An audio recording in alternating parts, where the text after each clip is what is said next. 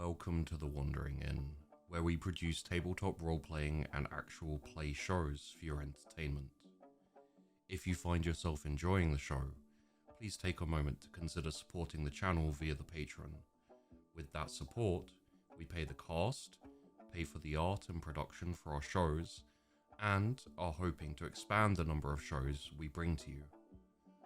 All of your support is appreciated, and always remember to check the description for links related to the channel and the cast.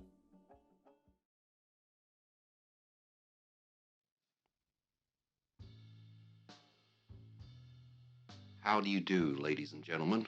I am your host, Sheepdog, and tonight I'm happy to present to you 4 Minutes, a show led by our marvelous game master, 4, and featuring the fine role-playing antics of Tessachka, Metamancer, Rod Johnston, and myself, Sheepdog. You may find the links down below to any of the wonderful people in this production, and I highly encourage you to go and give them a little looky-loo. 4 Minutes is a small anthology of different stories that may seem, to begin with, to be completely unconnected. And, well, maybe they are. Anyhow, without further ado, may I present to you for your enjoyment, Dispatch.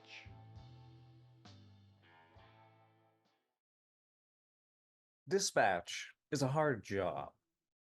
It produces a mental toll upon its dutiful employees. And as before, I want to thank those who work in dispatch and our emergency services. What you do is important. It is vital, and you deserve more respect and attention than I believe you get. The I Am 911 movement is an incredible and just hashtag. So if this game and, the more fantastical elements are there, but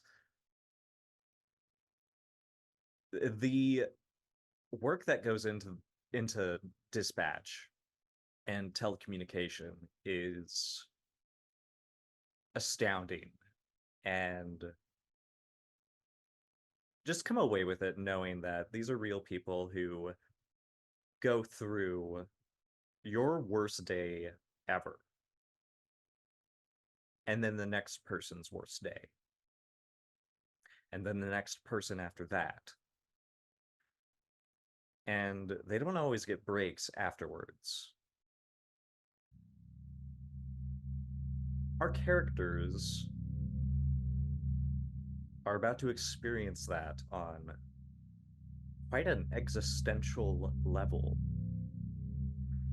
Given that the sky is boiling, it is writhing with shapes and solid matter. It is reaching down, bleeding ribbons of light through peculiar pustules that reach into the town of Kill Devil's Hill. Or Kill Devil's Hill. Kill Devil Hills? It's one of these. Kill Devil Hills. Kill Devil Hills. Thank you. You know my own town than I do.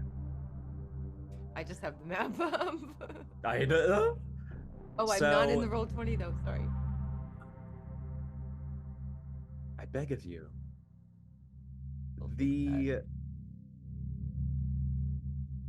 So, this is where we're going to jump right back in and say, you have a threat nearby.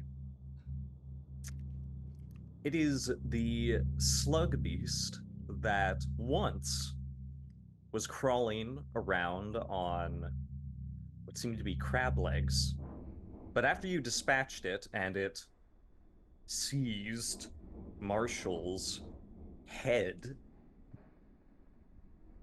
you now are going to confront a disturbing sight. It is crawling out from under the office of your dispatch center, and it currently has 7 manly fingers moving in tandem. And you've just put out a call for Josie Palace, the sheriff, to come alongside Fire Chief Samson Gold and any other patrol officer or EMS that is available to convene at the life-saving station that has been turned into your telecommunication center. There is a purple glow far in the distance in the Atlantic Ocean. And it is coming from the surface of the undulating waves.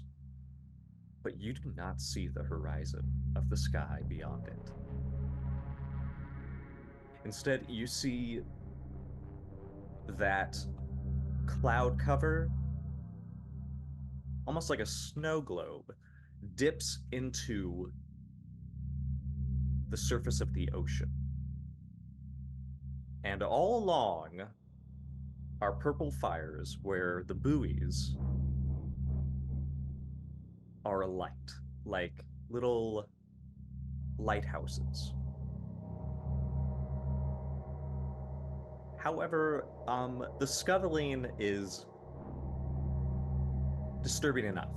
The four of you have at least temporarily abandoned your positions at the response, the phones. Phones are not being monitored for reasons. And you hear a very small inhalation. And the slug sort of, it doesn't inflate all the way, but it does sort of puff itself up now that it has squished itself through the bottom of the office door. Now that you know that help is on the way, or at least people who expect you to have all the answers, I would like to know what you do. Oh, How and big is this thing again? It's about the size of your head, maybe, but it has been able to just flatten itself out to sort of like a very wet carpet. And at the moment, it has 3 human fingers on either side of it. And the last one is sort of acting as like a counterbalance on the rear of it.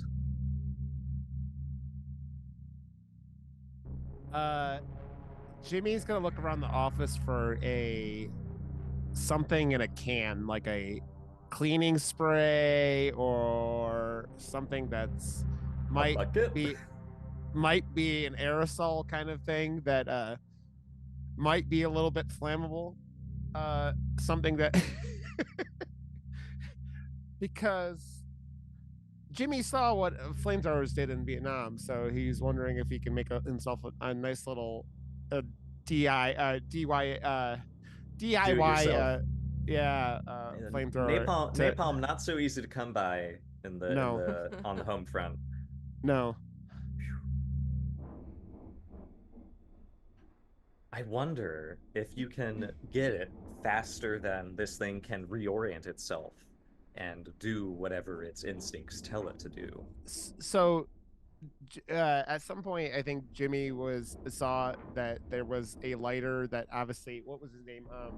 Marshall. Yeah, Marshall had. So he can grab that off of his desk since this thing coming through is no longer we're gonna like keep it locked in there. But so that's why he's like, I just need something to like, and I'll be like, Robert, see if you can find a fire extinguisher, and then because Okay. We gotta deal with this. Come on, hurry up. Yeah. All right. and then Robert is going to run, probably thankfully, away from the situation, looking for a fire extinguisher. Angela would be looking around. Are there phone books anywhere in this room? Absolutely. It would not be a call center without a phone book. Right? So, and they're huge. So she would like look around, find one, pick it up, be like, hold it up as like it's gonna be her weapon, like white knuckled. I'll help if I can. That's like the traditional thing with a wasp, where you like put the phone book on top of it in the hopes that it'll just die under there. I mean, in her head, she's gonna pick up this giant book and just like whack it with it or something. Oh my god! It was so easy last time. Angela, do you want to give me a fight while while your coworkers look for more appropriate weapons? Sure. How do I do that exactly? All right. Well, if we go to your character sheet, it looks like, oh no, you have a 1 in fight. I have a 1 in fight. Yeah. Go ahead and just roll a single d4, and you can do that by using /r d4 with a little space between the /r. Oh. So you did not get a 4. Okay. But if you want, you can use a tick to increase that 3 that you rolled into a 4, thus ensuring your success. Sure. Which, now here's the thing. Ticks are fun because they are used to sort of add a little flair of your character into it. So which one of your ticks do you think would be either most appropriate or most entertaining? So one of mine is I saw this once, and my original thinking was I would have the opportunity to do something or tell a caller to do something, like my grandfather, who was a sailor, because he sailed the seas and he knew what he was doing. But I think I could use it here because one time this crazy crab thing tried to get up onto his boat, and he always told the story of how he picked up this bucket and he just whacked it right off his sailboat, and then it went away. And so that's what I'm gonna do. I think that's outstanding. Now, do you have only 1 point in that tick? I have 2, actually. Okay. So this means that you'll be able to keep one of those on hand if you need it again. Okay. So just make a note that you're using 1 on that specific tick. Okay. There are rules to get more tick points. Ooh. But we have not reached that yet because honestly, you guys have rolled pretty well over the past session. So, either you drop this phone book on it or you beat it repeatedly. And I want it to sort of just make this like unsavory, like, you know how a balloon is filled with air and you're blowing it and then it just like blows up. It doesn't blow up in your face, but it pushes air out. Because you spluttering sound. It makes that same spluttering. It's just a screeching sound that you understand is not so much as it's screaming in pain. It's just air being like forced out of it as you just plop, plop, plop, plop, plop, plop. I think Your grandfather would be proud. I think I might have heard it. Yeah, we saw how it responds to being hurt, though. This thing it ain't normal. I hit it with a chair earlier, and we thought it was fine, and it's like legs detached in it. You're right. It still went after. No.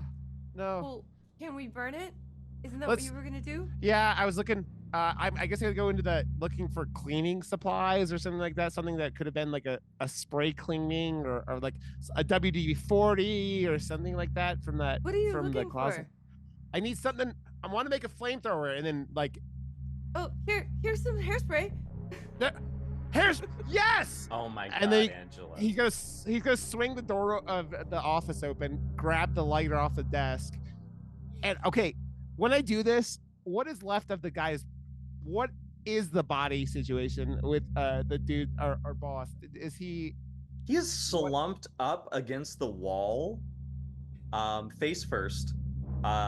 He's not broken. It's just it would be a very bad angle for you to go to sleep in, and his hand is bleeding, both hands, in fact, because it had to get 7 fingers. Yeah. Oh, that's where the fingers came from. Oh, okay. I didn't put 2 and 2 together. Robert, did you find a fire extinguisher?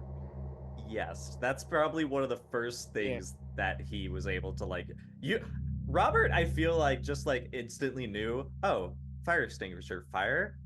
Oh no, there's a fire. It's in the manual. And then he's just standing there with this fire extinguisher as Angela just abuses this creature. Oh, Jamie takes the lighter, takes the hairspray that Angela gave him, and goes, "Burn, motherfucker!" And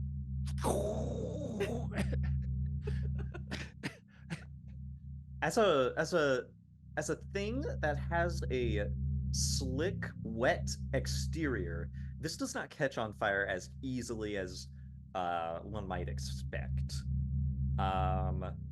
It takes a while. You're afraid at first that this can is going to run out before you actually finish burning it, but eventually you do see that it begins to crawl away from you as best that its broken fingers can, and eventually it begins to lose the fingers one by one.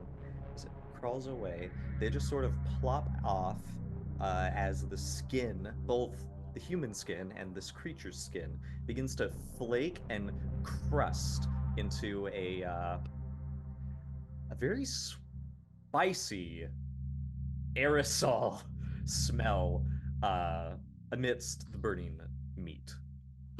This thing eventually stops moving with no more fingers attached to it and merely undulates once, then twice, and then it goes still. You think it's dead. They're I'm fairly certain somebody's brought in their own lunch or, those thermoses. Yes. Is there one around, perhaps? In the office, yeah. Sure. Right next to the lighter, in fact. I feel like Fleur grabs it, empties it out, probably in a trash can, and is going to attempt to scoop the remains into the thermos and close it. Okay. It's hard to fit it. You sort of have to fold it in half for it to fit. Okay. Again, this thing is like a large inflatable slug, so you're able to get it in there after screwing the top on, and thankfully it's heavier than it looked. He sets it on the ground and goes and checks to see if Marshall's alive. It seems to be breathing. Do you put him in a more comfortable position?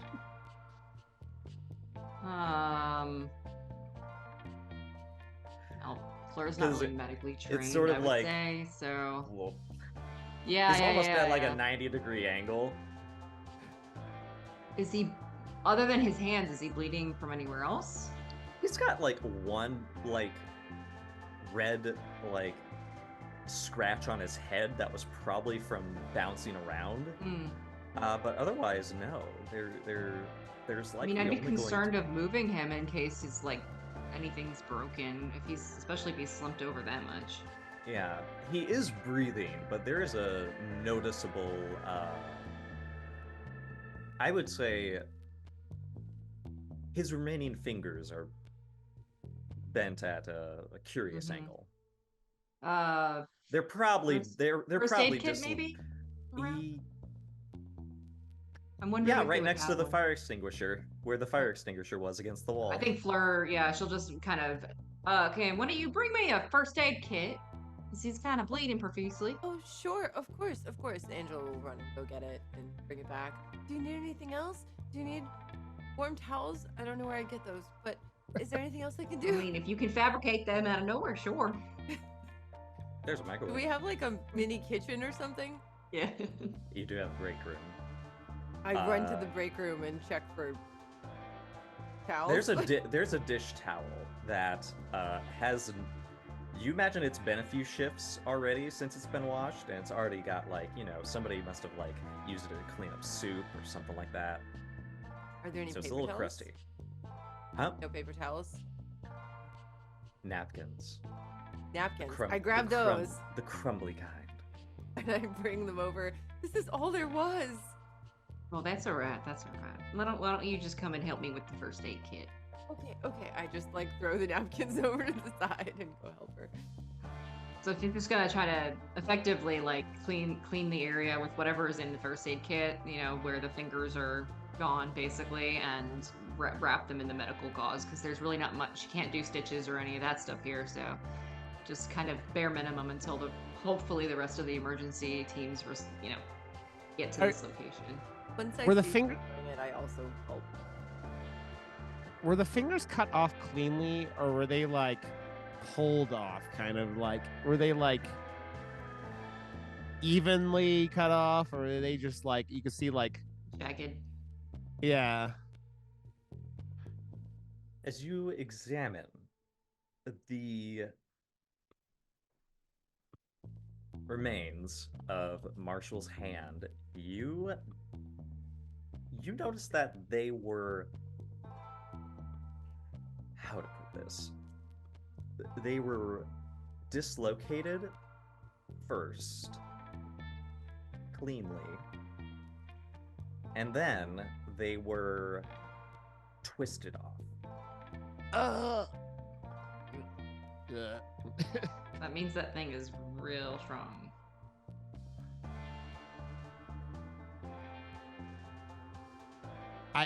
I think Jamie's gonna see that. Once he sees that, he's gonna take the thermos and chuck it outside as far as he can. If like, I'll be like, does anybody have any objections to me getting this the fuck out of this office? Oh, No. please do that. That'd be wonderful. Right ahead. Okay, then you go toss it out the door outside and then slam the door shut. So it is hopefully not gonna get out. I mean, at that point, if it's strong enough to twist fingers off like that, that thing is fucking. For a balloon from hell, it is got some strength to it, you know. So. Oh, of course. Yeah. It sails. It is a masterful toss. And as you are outside, just ever so briefly, you do notice that you don't throw it far enough to hit the water, but toss it down the beach. That's great. The sky is still weird, and the woman who fell out of the machine, the flying machine, is still hanging in the air. Probably about like 20 feet away from the station. Oh, wow. That's close. Yeah. She's sort of like, her weight has sort of brought the ribbon down ever so slightly as it just sort of bobs. Almost sort of like a jug lure on a fishing hook. Oh yeah. Is Can I, like, since she's only like 20 feet away, can I see if, like, what kind of expression is on her face then?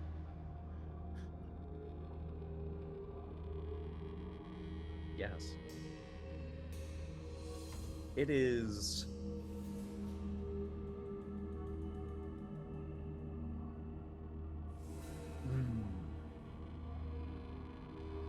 It is at this point. I think you need to roll for this. Because when I tell you what you see, you're probably going to either have to do something drastic or back. Okay, what am I rolling? There are two dangers here. There are two dangers that I want to make clear. The first danger is that the sky is alive. And being outdoors, out of cover, is dangerous. And at least how you understand danger from what you've witnessed. The second one is this woman's expression.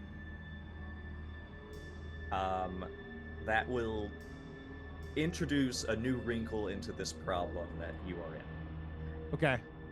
So what sort of fear response do you think you would rely on to get closer? Or to get out of this situation. I mean, flee, I assume, because you're fighting the urge to run away, right? Like, so, yeah.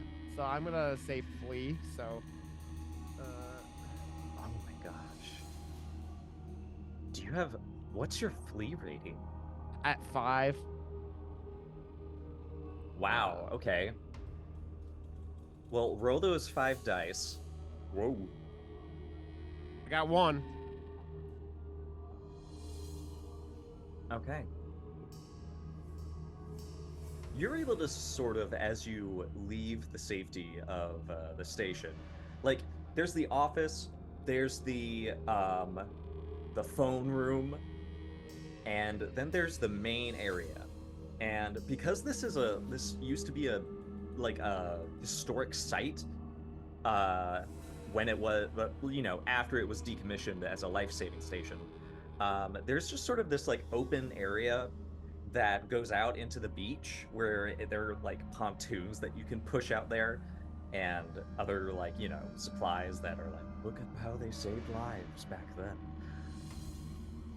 After you chuck the thermos into the distance, possibly putting a very good deal of safety to you and your fellow telecommunicators, you look out and this woman is dangling and spinning ever so slightly because, it's a windy night. And as you sort of narrow your eyes, you can see that Flora Bennett is hanging on the spot in the sky, 20 feet away, bleeding from bullet wounds that are being invaded by this ribbon of light. Like the floor that I just left from the inside of the office? No. Not like her. There is a mottled complexion to her skin. It is not a healthy complexion. It is almost like a grainy photo that you are seeing.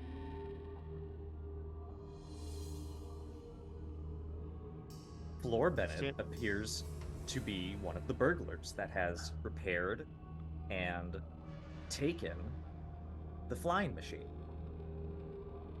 Now I'm very confused because Jimmy's doing the math and going, there were 4 burglars is what the number, and then he's like, Jimmy, Robert, Floor, and Angela, that's 4, and gets very confused and very terrified at the same time, and is going to slowly back up and back into the station and be like, we might have another problem, folks. What else? What is it? What's wrong? The woman hanging in the sky. It has Floor's face. What? What do you mean? I don't have a twin.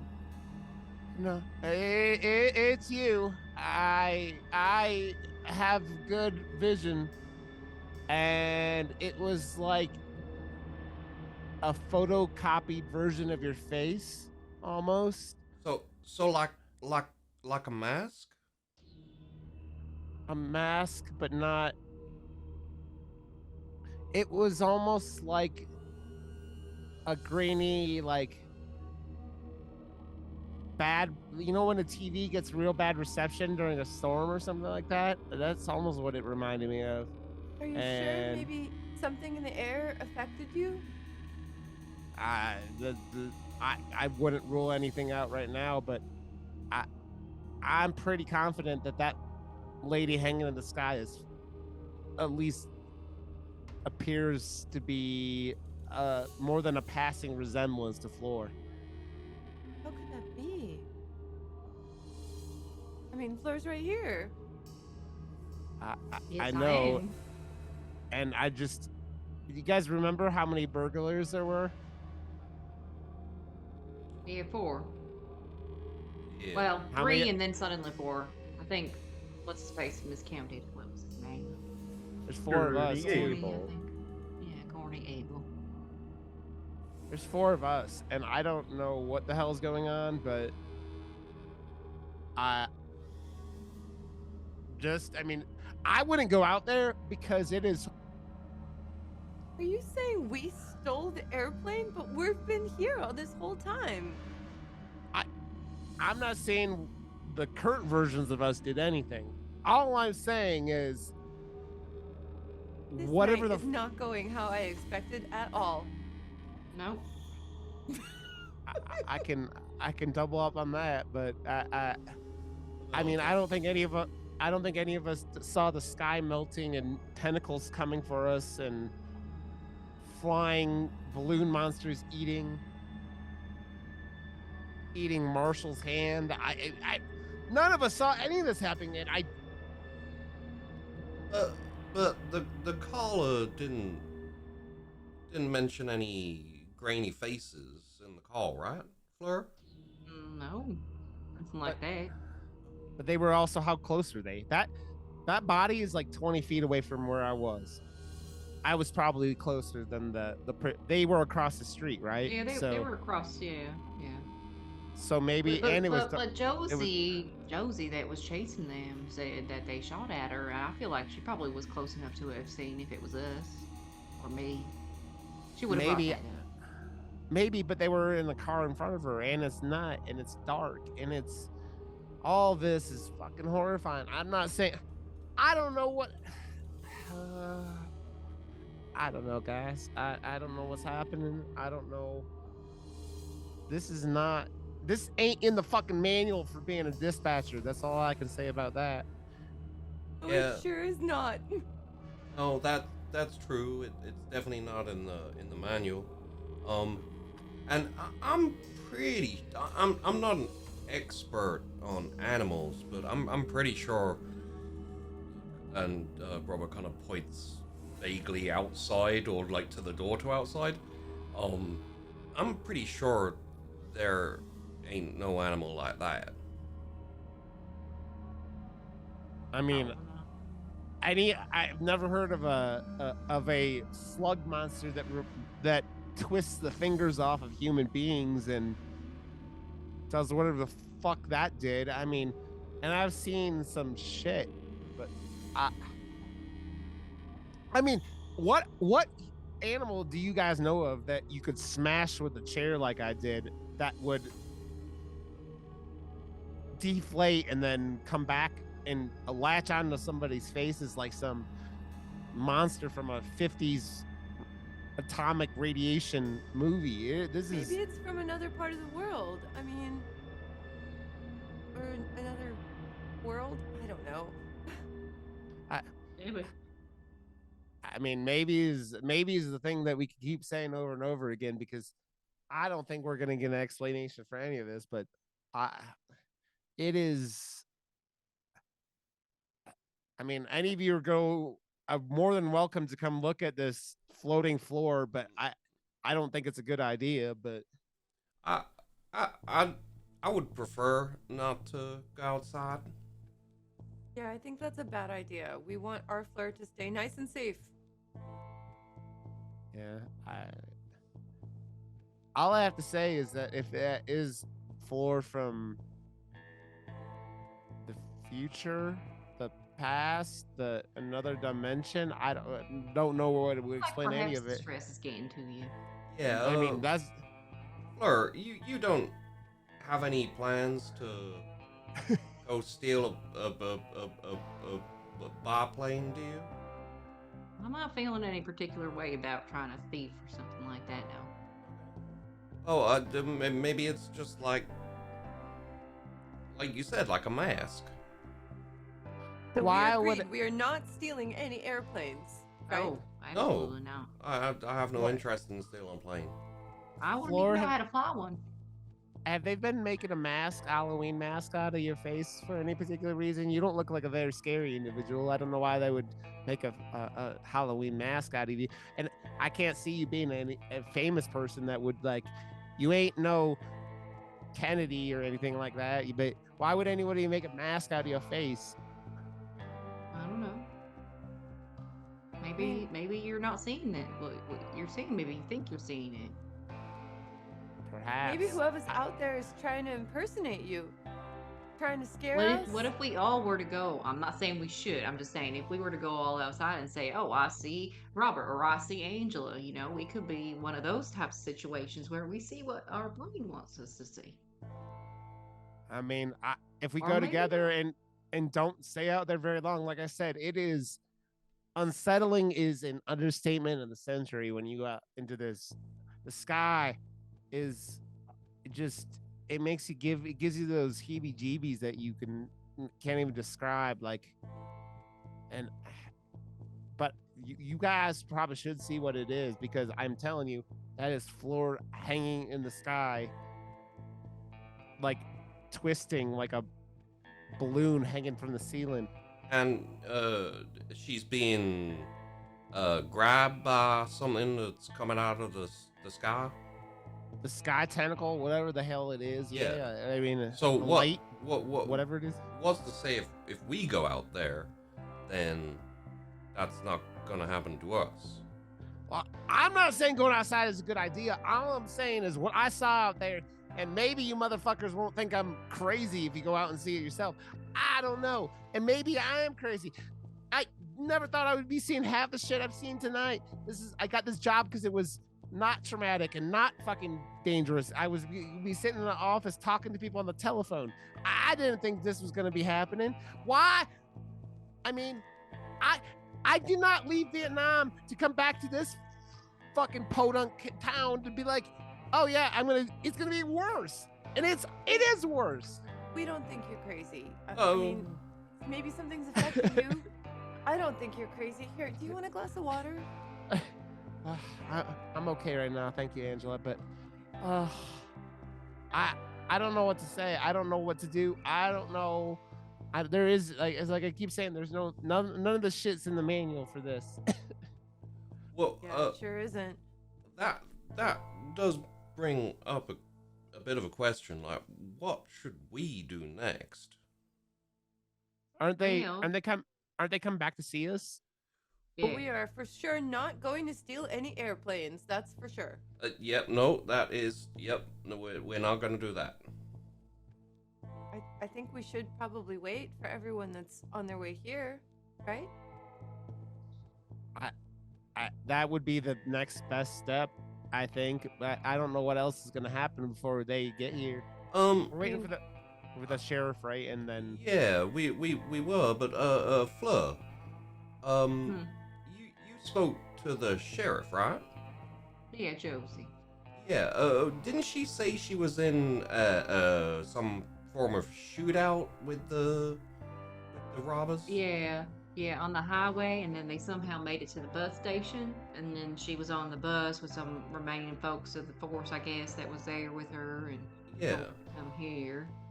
But, So how did they get on a plane and then fly over us I at have no essentially close to the same time that they're having a shootout?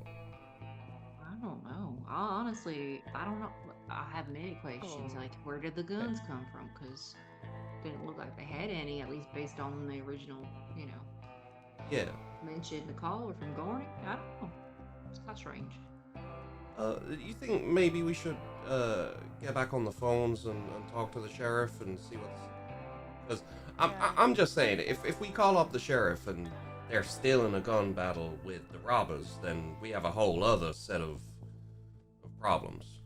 That's a really good point. And no one's been answering the phones for a while now while we were dealing with that crazy space crab thing.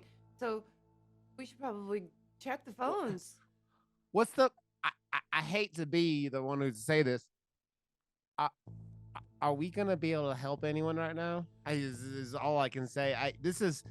Well, it's the least we can do to answer the phones and Oh. reassure them that help is gonna eventually come, right? And is our job. help gonna eventually come though? well, and Well, why wouldn't it? at the very least, we can tell people to stay inside. They may not know that. That's very true, but if you guys want to answer, I'm not all. I hate to say it because of the fire and stuff. I don't think I'm going to be telling anyone that the fire department is coming. We know how that's going with them even trying to get a hold of Cody. We haven't heard from. I mean, hell, who was supposed to be here already by now and trying to help us out? And You do hear sirens in the distance. I want. Maybe there's someone coming now. And I think, if you want to answer, if anyone wants to answer the phone, you go ahead. I'm not going to be answering the phone. It's not going to help me out. We do still need and can help people. I think we should. And I'm gonna go over to the my switchboard. And is it lighting up? How's it looking? There is one on your switchboard that is waiting to be answered, and there's also one on floors. Okay. In that case, I'm going to answer mine. And oh god, I can't remember how we were answering the phones. Was it emergency dispatch? Hello, how can I help you? Where are you?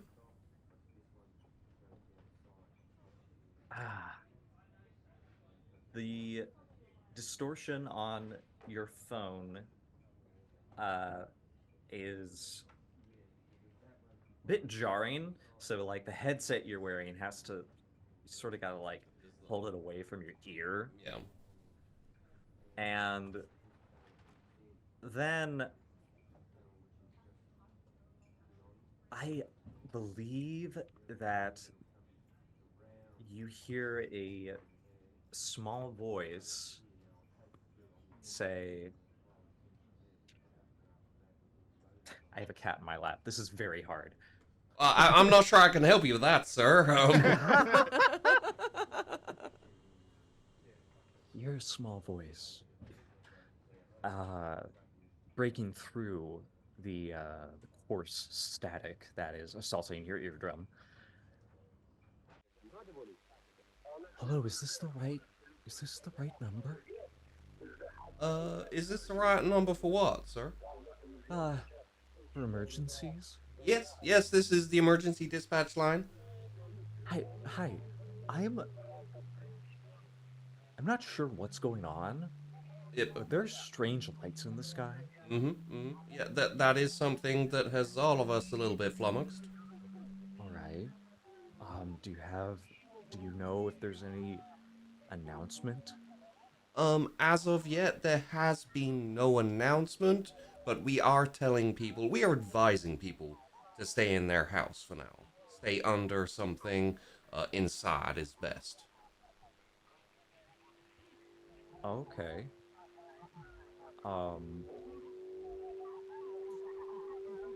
Well, I mainly called because there's a kid running around the neighborhood. Hmm. And I don't think they're in trouble, but I don't think a kid should be running around, at this hour.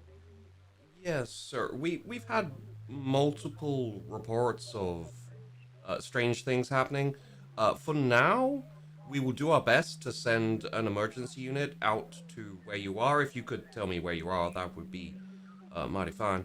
And but for now, just do your best to stay indoors and ignore anything strange or disturbing you might see outside. Okay.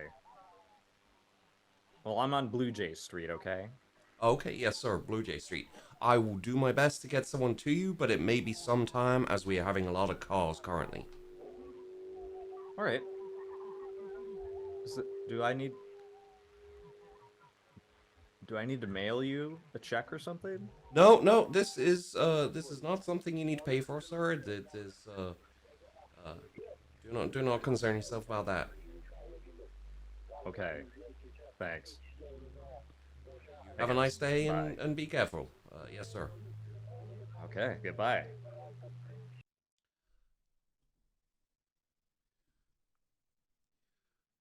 And then look up and say, well, that wasn't too bad.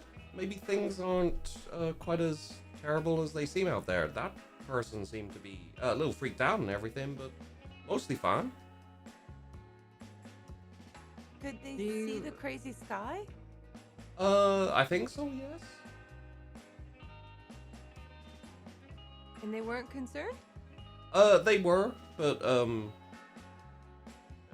they hadn't gone outside as far as I know, so. Oh, good. Okay, so people are being smart. Good. It seems to be. Fleur, if you, do you want me to see to your phone, or are you gonna get that? Oh, I'll get it. It's all right. Okay, okay. Or we'll sit down. I think Angela would also go and sit at her station, even though it's not lit up, and just like tidy her desk. Gotta do something. Can I ask a quick question?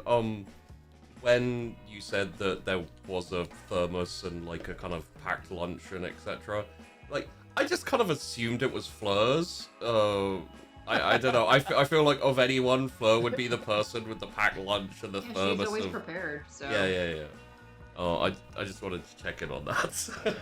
If it was hers, I was thinking it was Cody's. Oh. By the way, maybe he left it there.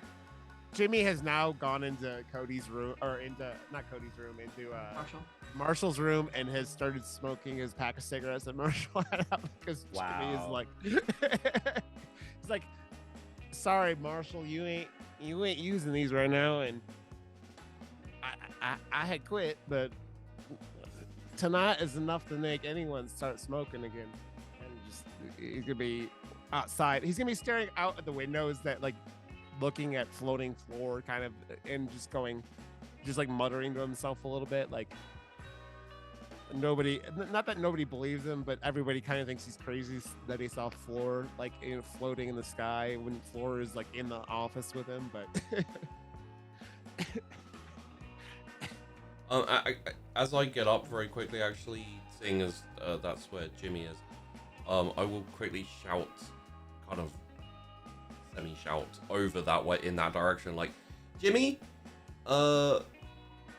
yeah, you were a soldier, right? I was, yeah. So you had some basic medical training, yeah, basic field training for like wounds and whatnot. Right. Well, I was just thinking, like, if you're not gonna be over here with the phones and everything, maybe you could see the marshal. Make sure he's okay.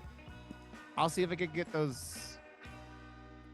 What's left of his hands, fixed up a little bit. In the meantime, yeah, I could do that. They were sort of staunched with gauze and stuff like that. Yeah. Okay. They still skin flaps. So yeah. Yeah. I just feel like Yeah, Jimmy will do whatever to like make it look like it's. I mean, he's so like, yeah. Do you do like the checkup thing? Like you're like, okay, bleeding. No, okay. What's your pulse? Are you breathing? Put your hand under his nose or something like that. yeah, he'll make sure check he's his breathing. eyes. Yeah, and but like after that, he's gonna be like, is he breathing? And he goes, I managed wounds and whatnot, like from like other soldiers that had gone through and gotten shot or shrapnel or whatever. I don't know what else to do with him. Like if I don't know his like I didn't go fully into medic. They just gave us the basic stop bleeding and stop all this stuff. So I'll do what I can here, but like yeah, Marshall is not. He's beyond my help besides the bleeding. Well, to your you're relieved to see that the hands are mostly where the problem was. He's breathing strong, deep breaths, and he does have a sort of like a pallid complexion now after, you know, whatever happened to him happened. And he's not conscious though. Jimmy's gonna be like. Also, you got shocked when you like took his pulse and stuff like that, like a little static. Ah, fuck! Jimmy, are you okay? This motherfucker shocked me. Static electricity or some shit like that. Guys, I have a suggestion that I don't know how anyone else is gonna feel about this. Let's take this as a group vote. I mean, how would everyone feel about tying Marshall up for now? Tying him up? Why? You We think don't he'd hurt know- us? I don't think Marshall would hurt us, but whatever that fucking thing was that was attached to his face, what was it? And now that we're seeing floating floor outside, I don't know. Basically, I think if we get ahead of the problem, if it is a problem, I don't want to hurt him. I don't want to put him in some, like, tie his ankles to his wrists or anything like that. But maybe if Marshall's a problem, if we get ahead of it and tie him up now, it would make our lives easier if that problem Right. There Is pops there way up. we could make him comfortable while we tie him up? Is there a couch I in think- his office? There's like a little throw pillow on the seat, but that's about it.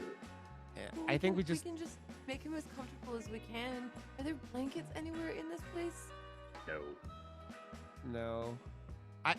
You do know that there is a day shift old lady that like she does have a little little poncho blanket that she like lays on her lap, but she's gone. No, she's at home. I'm gonna go get that if it's here. Is it here, or would she take It it is home with not her? here. She would have taken it with her, probably. I want to make him comfortable, but like everything we've seen and him come back up, we don't know what state if Marshall comes back to consciousness is going to be in. I just want to make sure that if he comes back and he's less than hospitable, that I'd rather have him. He's going to be easier to deal with now than he would be if he got. We might have to hurt him if he came up and started not Right. being in himself. While this is being discussed, and you know, if you want to get rope, there's plenty of it. Yeah, it's the Um, rope we had for the door and everything like that. Yeah, I'm gonna. Is Floor answering the phone?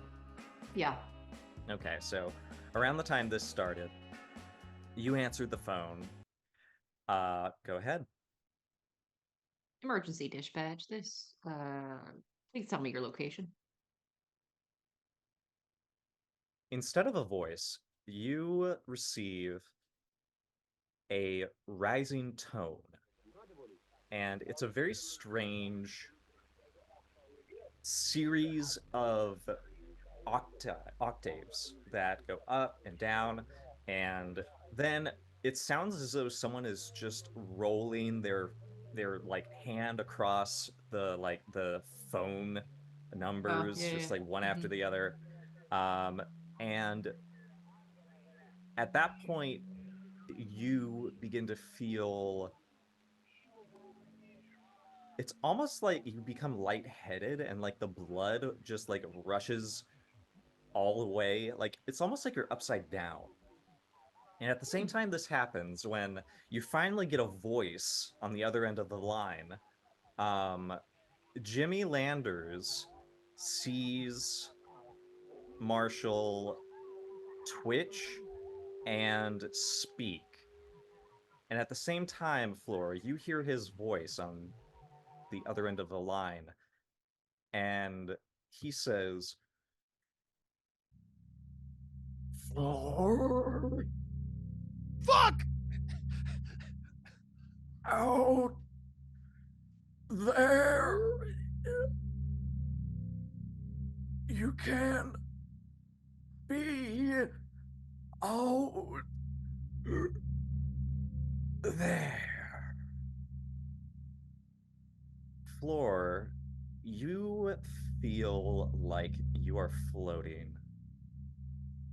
And at the same time, you feel the most uncomfortable seat beneath you, the shit that they have given you to sit on for 8 hours to answer the damn phone. And yet you feel like you're floating. And it's a strange, obscene sensation. And this noise becomes so sharp that you can't help but like wince as your eyes shut, they open, and the board in front of you is gone. And if you would like, I would like you to make a roll, because I want to inflict a horror upon you. Wonderful. I love it. As Marshall's voice, once again, Mm-hmm. "You can be out there and in here."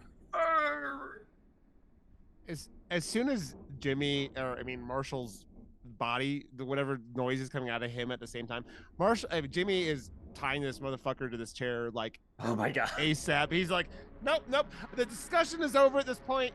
That I'm not gonna hurt him, but I'm just tying him to the chair. Well, He's coming dead on weight. over the phones as well. That's highly unsettling. He's telling me I can be out there, there. And then Jimmy said that I was already out there. So, but I'm also in here. It's quite a predicament. How would Marshall even know that there's a you out there in the first place when he's in here? I don't Well, then understand it makes the any two of us this. in here and out there, don't it? And how that means there's two Marshalls also, because Marshall's on the phone. And how is he calling it? Because it ain't him. He ain't on the phone right here. As I'm like wrapping rope around him. Yeah, like... you're wrapping rope around this guy, and he's pretty tall. So it's strange though, because the hair on his arms is standing straight up. What should I be rolling, I guess, in this for this horror, I guess. I'm not sure. This horror is trying to pull you from where you are sitting to somewhere else to demonstrate. Okay. I see. If you want to do this and remain unharmed, and perhaps keep a cool head and not panic, then this is the kind of roll that will either require freeze or fawn. You can make a case for fight too. Yeah. It's almost like trying to resist falling down when you're experiencing, what is it? When you look down and like the Vertigo. ground, vertigo. It's like fighting vertigo almost. Oh, yeah, then that's definitely fight to me as somebody who has experienced vertigo before. Oh my, I hate it. Yeah. Yeah, it's awful. Okay, so yeah, I think Blur very much goes into kind of like, okay, I know what I need to do. Take a deep breath and like kind of like tune out that noise and fight against that noise. I think that's where her mind goes into, and obviously hangs up the call as well Oh yes. to help with it. So I would say definitely fight. Looking for Not me, a very I have helpful call. it's okay. No, it's great. I love it. I have Yeah. 5 in fight, so I will re-rolling 5d4. But I've had terrible luck with dice before, so we'll see how it goes. You got You're this, stacking Fleur. them in your. Oh, there we go. All ones except for 1-4. Oh my goodness. Told Okay. you. Wow, that was a roll, man. Can you imagine how Yeah. many ticks? Yeah, you would burn out all your ticks to get a I 1 know. into. So, Floor, you are experiencing a very obtuse sense of vertigo, and thankfully, cutting off the line was like perfect. Perfect. It helps you focus so much more. And then you feel your stomach start to lurch, except it's like your stomach is way over there. It's not like over here in your gut. It's almost like you're feeling a sense of secondhand embarrassment, like across like a large auditorium. And then you feel your feet touch the ground, and instead of, the hard concrete floor that just has like a single like 1-inch layer of carpet on it, you feel a yielding sand.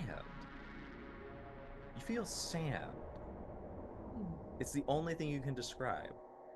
And very quickly, you begin to feel almost as though there's this second layer of nerves, of like strange nervousness over your skin.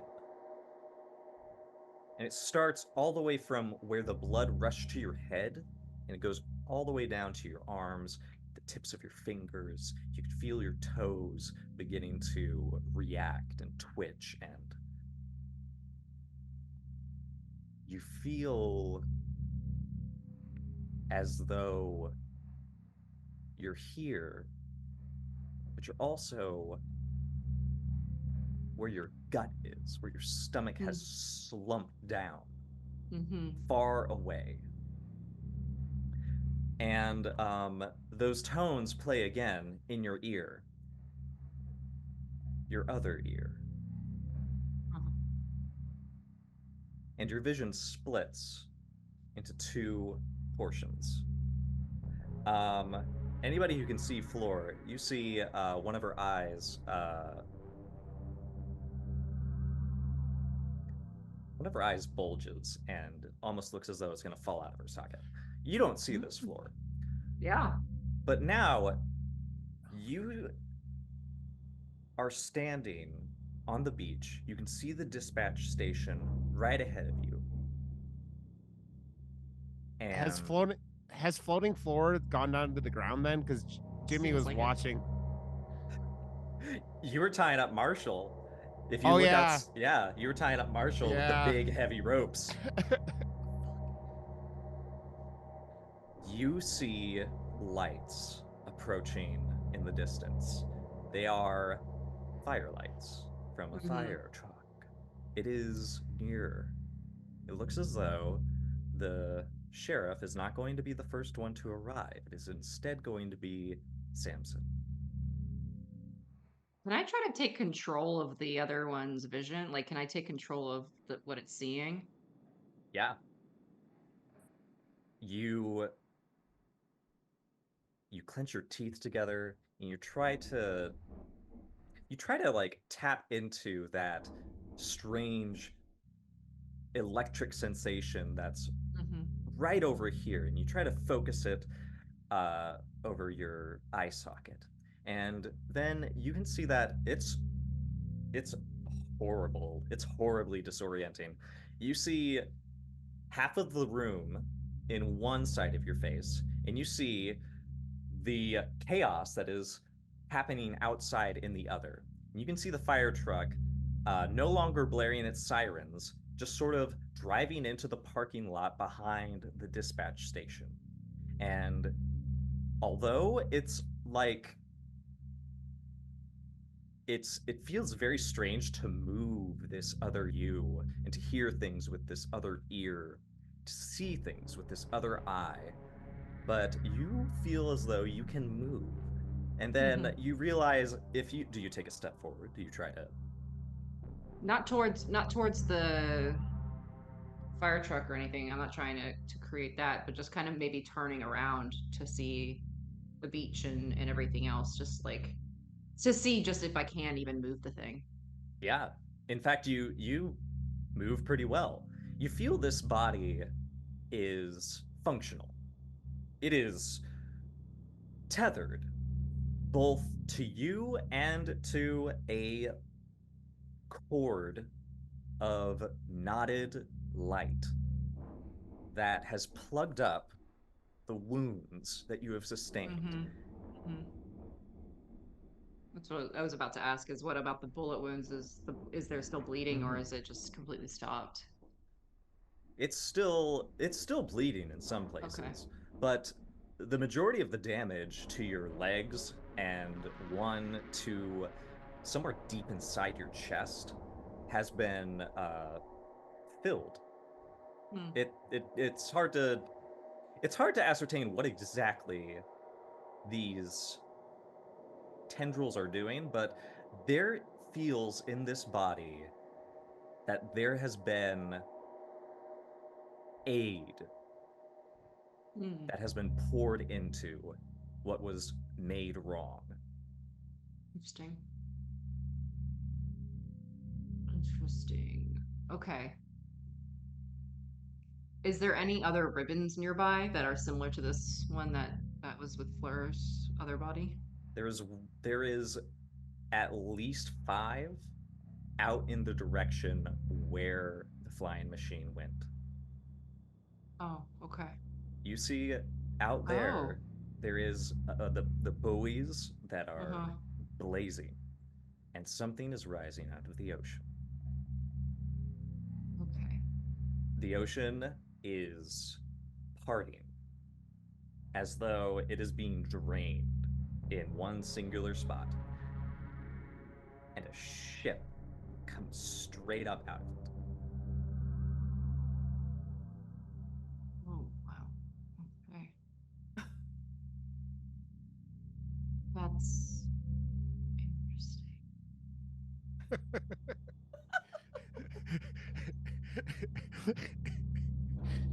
That's what you see when you do a little. I love the idea that we're all just standing there as Fleur's eyes like bulging and like twisting. Yeah, and then she's you're waiting for her to blink. And then she's just like, "That's interesting," and you're like, "What?" Fleur, honey, are you all right? Can she hear Angela speaking to her? Oh, yes. Yeah. Okay. Am I able to also coordinate my normal body and like lift my hand to try to cover the inside out to help focus on the outside? You find it difficult at first, Yeah. but the longer you sit in this state, the easier it is to sort of distinguish between the two Miss Bennetts that you are controlling. And yeah, that because of you're adjusting to this newfound horror that has been inflicted on you.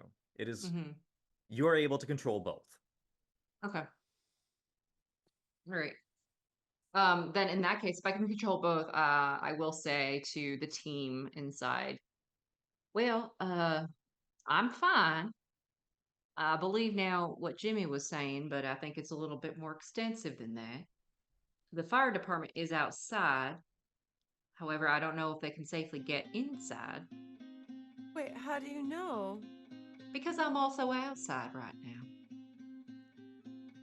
So there is another you out there?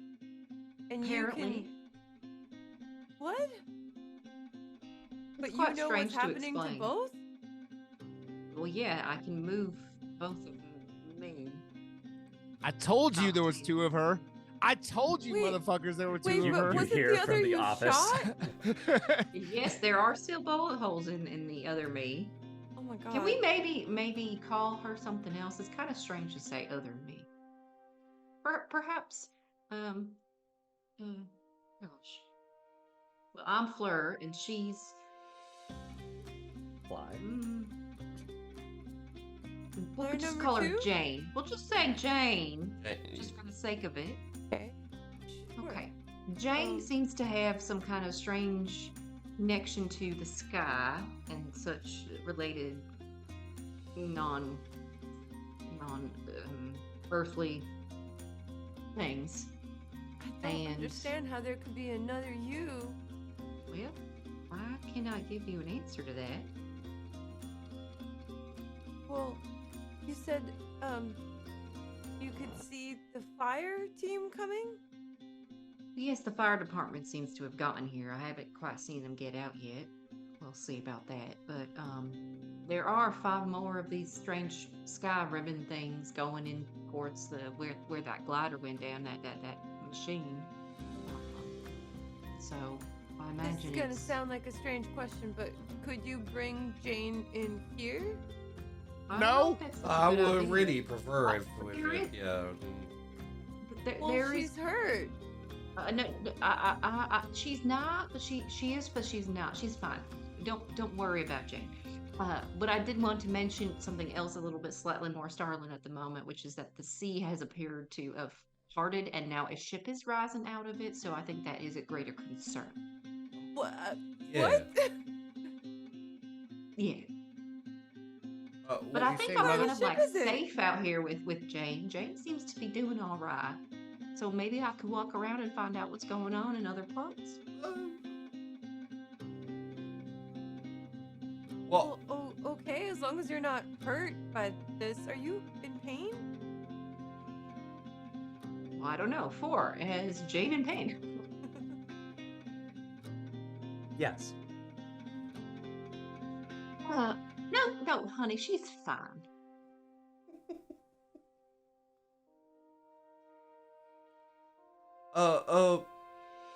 Fleur, what type of ship is it? Are we talking here like, you know, some kind of trawler or a fishing boat? Or are we talking like ancient pirate ship with ghosts on that's gonna come and, you know? Or Wait, does, there's a do pirate I ship see? outside? No, I'm What just type of ship? yeah. Yeah, Jane looks out into that distance, and thankfully the fire is now consuming the ship, helping ensure that you can get a good look at it. It looks like a pirate ship. Pirate ship? It looks like a pirate ship. Actually, yeah, it looks like an old ship. Well, it is a blazing fire of a pirate ship, actually, Robert. Oh, So, okay. It's would a say. pirate ship and it's on fire? yeah, In with the the same ocean. fire as the rest of the things that are also on fire. God, this is Perhaps somebody put something very strong in our drinking water, and we're all hallucinating right now. that would actually make me feel slightly better about this Yeah, whole that- situation.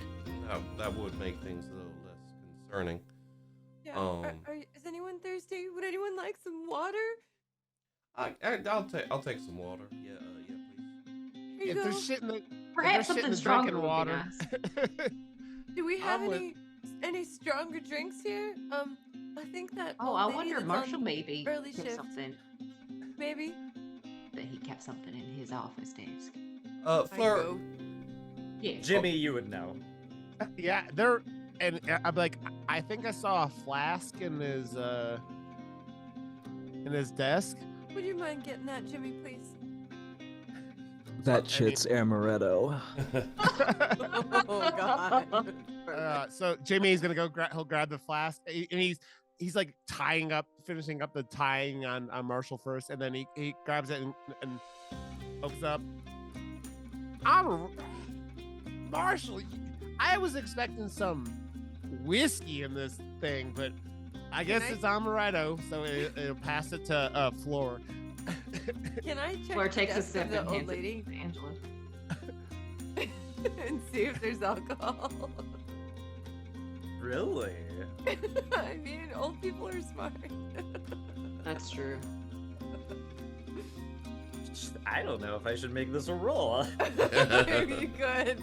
I mean, if I was an old lady working a call center, I would have a flask in my desk. Give me a fawn. Okay. How do I do that? I'm sorry. Let's see. You have. Oh my! Why am I making each and every one of you roll your highest fear response? Angela has 5 in fawn, so you would slash R 5d4. Thank you so much. Yo. Okay. No, not only do you find whatever brand you would like, because this old woman is there's a spiritual connection in this space. I'd say you find that she has Macallan. She has like a little bottle of some older Macallan. there's like a little trash bin, and like you sort of peek in, and like underneath the little plastic bag, she's like hid it in like the corner inside of that trash. Yeah. I think I found some better quality alcohol.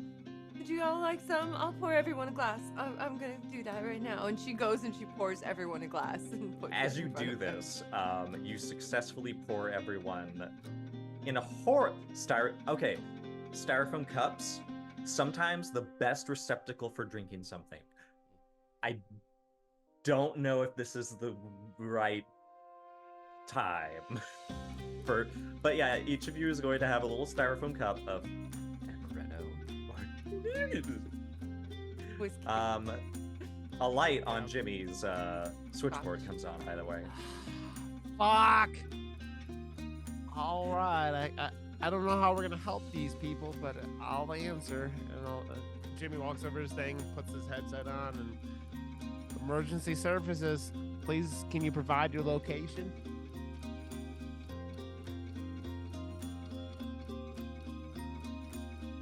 You hear distortions. Hello? Hello? A cacophony of dial tones salts you. Ah! What? And soon after, you hear a voice. Let's see. Oh, where is that street?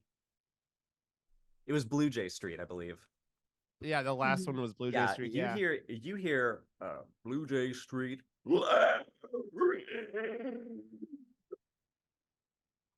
And that. What was the most stressed you have ever been in Vietnam? I think it would have been, we were on night patrols and it was me and a buddy, and we almost got like enemy patrol came through and almost found the two of us, and we had to be like covering our mouths, and they were like 10 feet away, and we're like, oh yeah, we're gonna get tortured and like taken to a prisoner camp, and we were just sitting there and just sweating our balls off and just like horrified, and just like, so it was very much, that was the memory that Jimmy thinks of, like, for that sense of being in the presence of danger, of having your fate ultimately snipped into one that leads you to this place, to this switchboard, and one that leads you to a nameless grave, coalesces. And that stressful moment, you realize, is being lived out somewhere else by you. Not in that combat zone far away, Instead, you feel a strange ripple of goosebumps on skin that is not your skin. It is skin that is slick with sweat and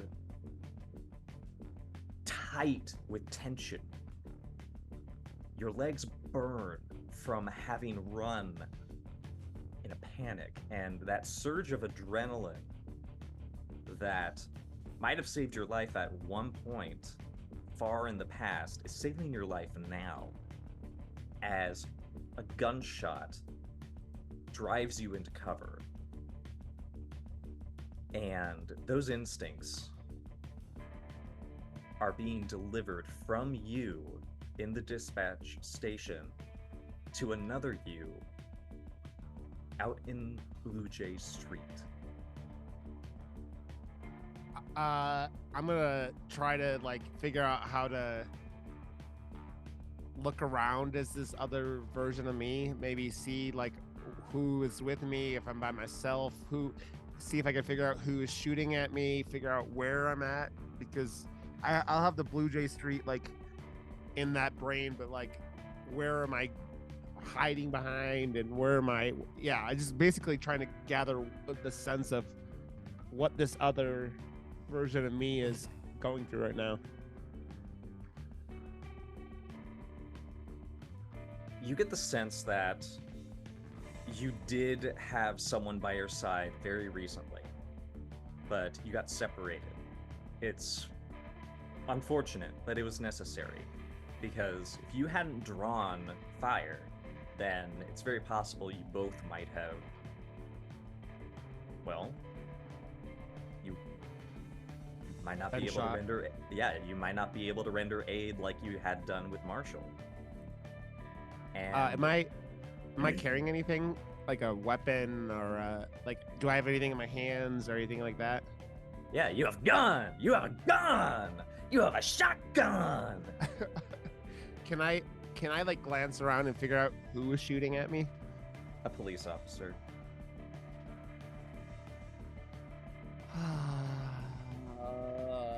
Behind this particular police officer who is advancing between parked cars and fences of domestic houses, you see that there are 3 more patrol officers hanging in the air, stripped of their autonomy by these ribbons that have reached down and plucked their weeping bodies and rendered aid as your other thoughts tell you. Okay, Jimmy's gonna be like, he's gonna look at the shotgun and be like, make sure that there's a round in there, I mean a slug, and be like, well, I guess this is where we're going. And he's gonna pump one up and go stand up and shoot at the cop. Give me a fight. Okay. So I have 2. 2 and fight. Oh.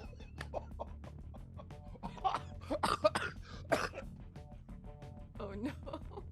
That was that's 2 ones.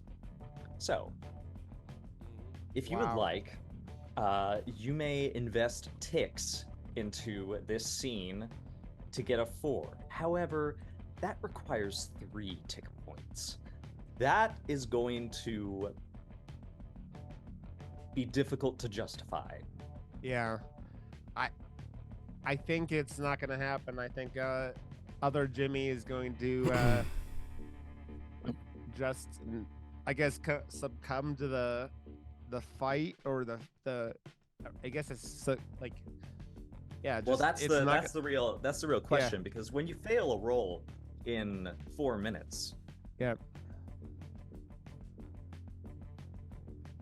That concept of 4 minutes until your world irrevocably changes begins. Yeah. Okay. This is going to be terror. As you rise up, now under the control of 2 Jimmy Landers. Yep. You feel confused because, shit, is this Jimmy right-handed or left-handed? Or something stupid like that. The absurdity of the situation begins to distract you, and you fire the shotgun, and thankfully it hits its target, and the cop, this officer, goes down. You shot him in the leg, and he unfortunately is relentless in what he probably perceives as a mass shooter, and unloads his 9mm. I assume that's the type of gun that they used during this timeline in the 1970s. And you feel several penetrations into your body. And this strikes a deep sense of fear and revulsion. Because this is Jimmy Landers, but in a different place at the same time. Being shot isn't fun, but you are satisfied that you have rendered aid unto these police officers who might have, they're shooting in a neighborhood. You just got, one of your coworkers just got a call that there's a kid running around on this street. Yeah.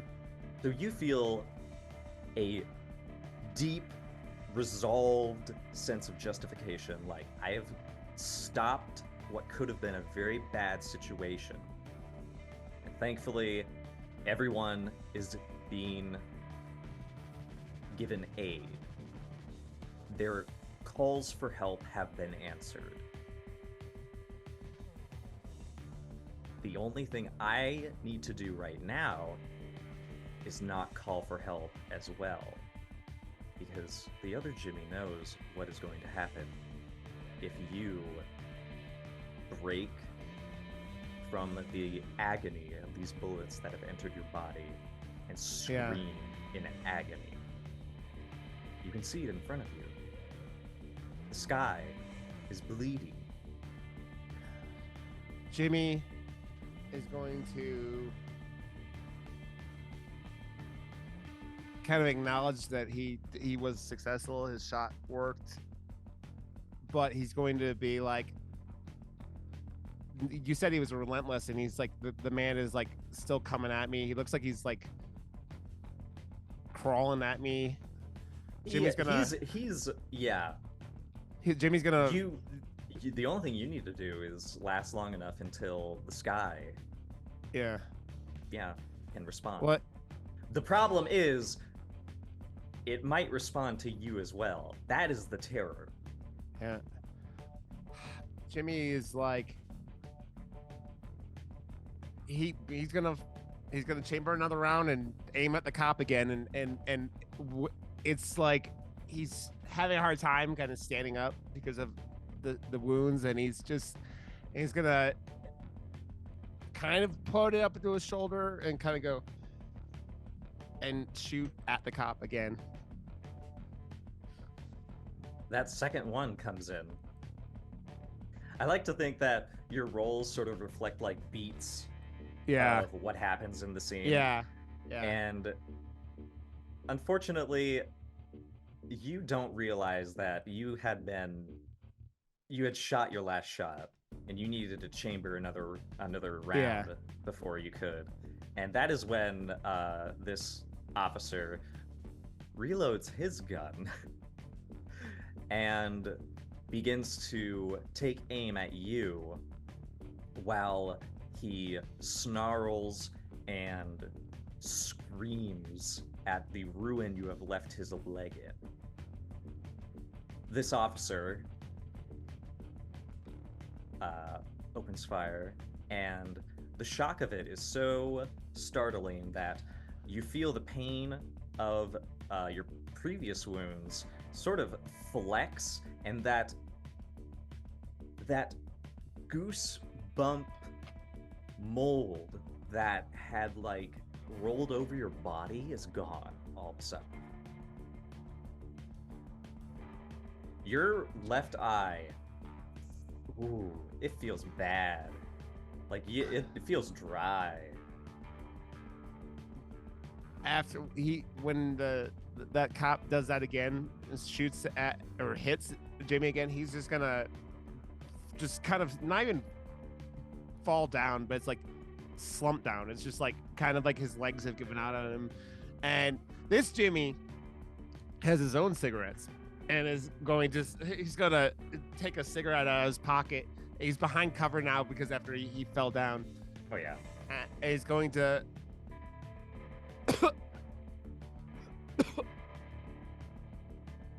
and he's gonna put it in his mouth and he's gonna light it and like, well,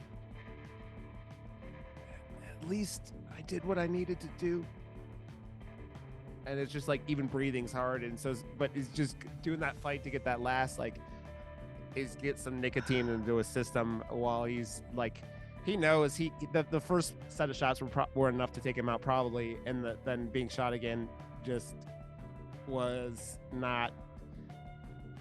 You're gonna speed the process up significantly at this point, and he just hears the cop crawling at him, swearing and growling, and he's just smoking the cigarette, and just like, I did what I could. And then kind of just passes out with the cigarette in his mouth against the cover.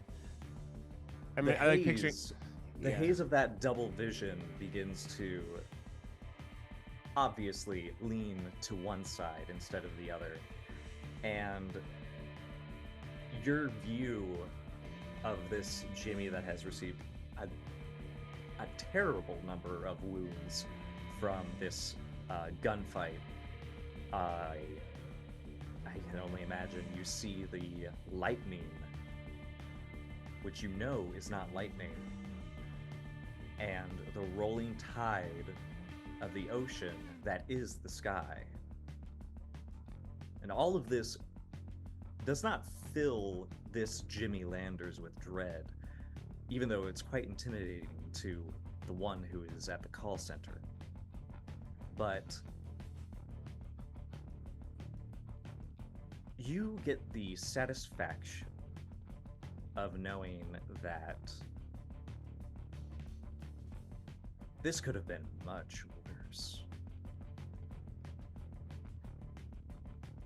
And before you can witness this Jimmy Landers be scooped up as the cop is that you have disabled with your last round, scooped up by the sky in a tantalizing eel almost of light that has burst from a prime pod in the sky. And now it is just reaching down and plucking up all of the wounded combatants on the field. Something that you were not allowed to see or even coordinate while you were working on the radio overseas. Yeah. It is a rescue operation that defies war and all its complexities. It is a simple and pure operation. You only wish there wasn't a child in the middle of the street.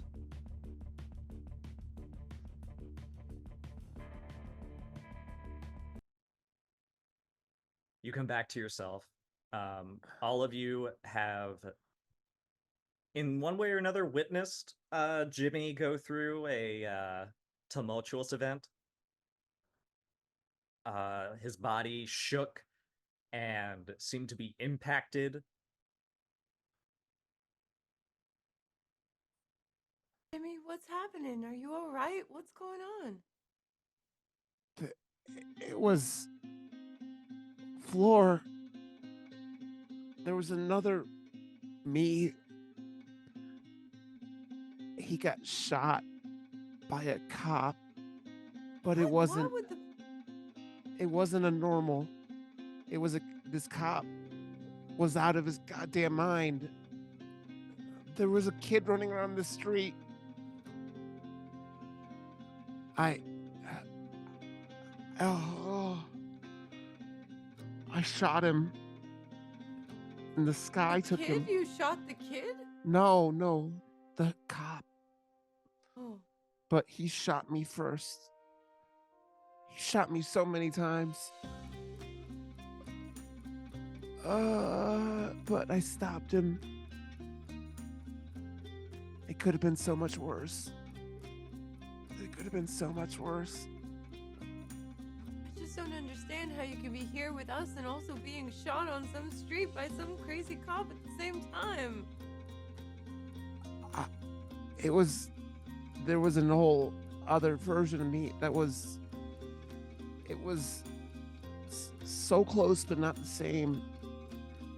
This one had cigarettes in his pocket and they were his. Are they the same as the ones you have now? No, I got those from Better brand than Marshall's. Yeah, better brand.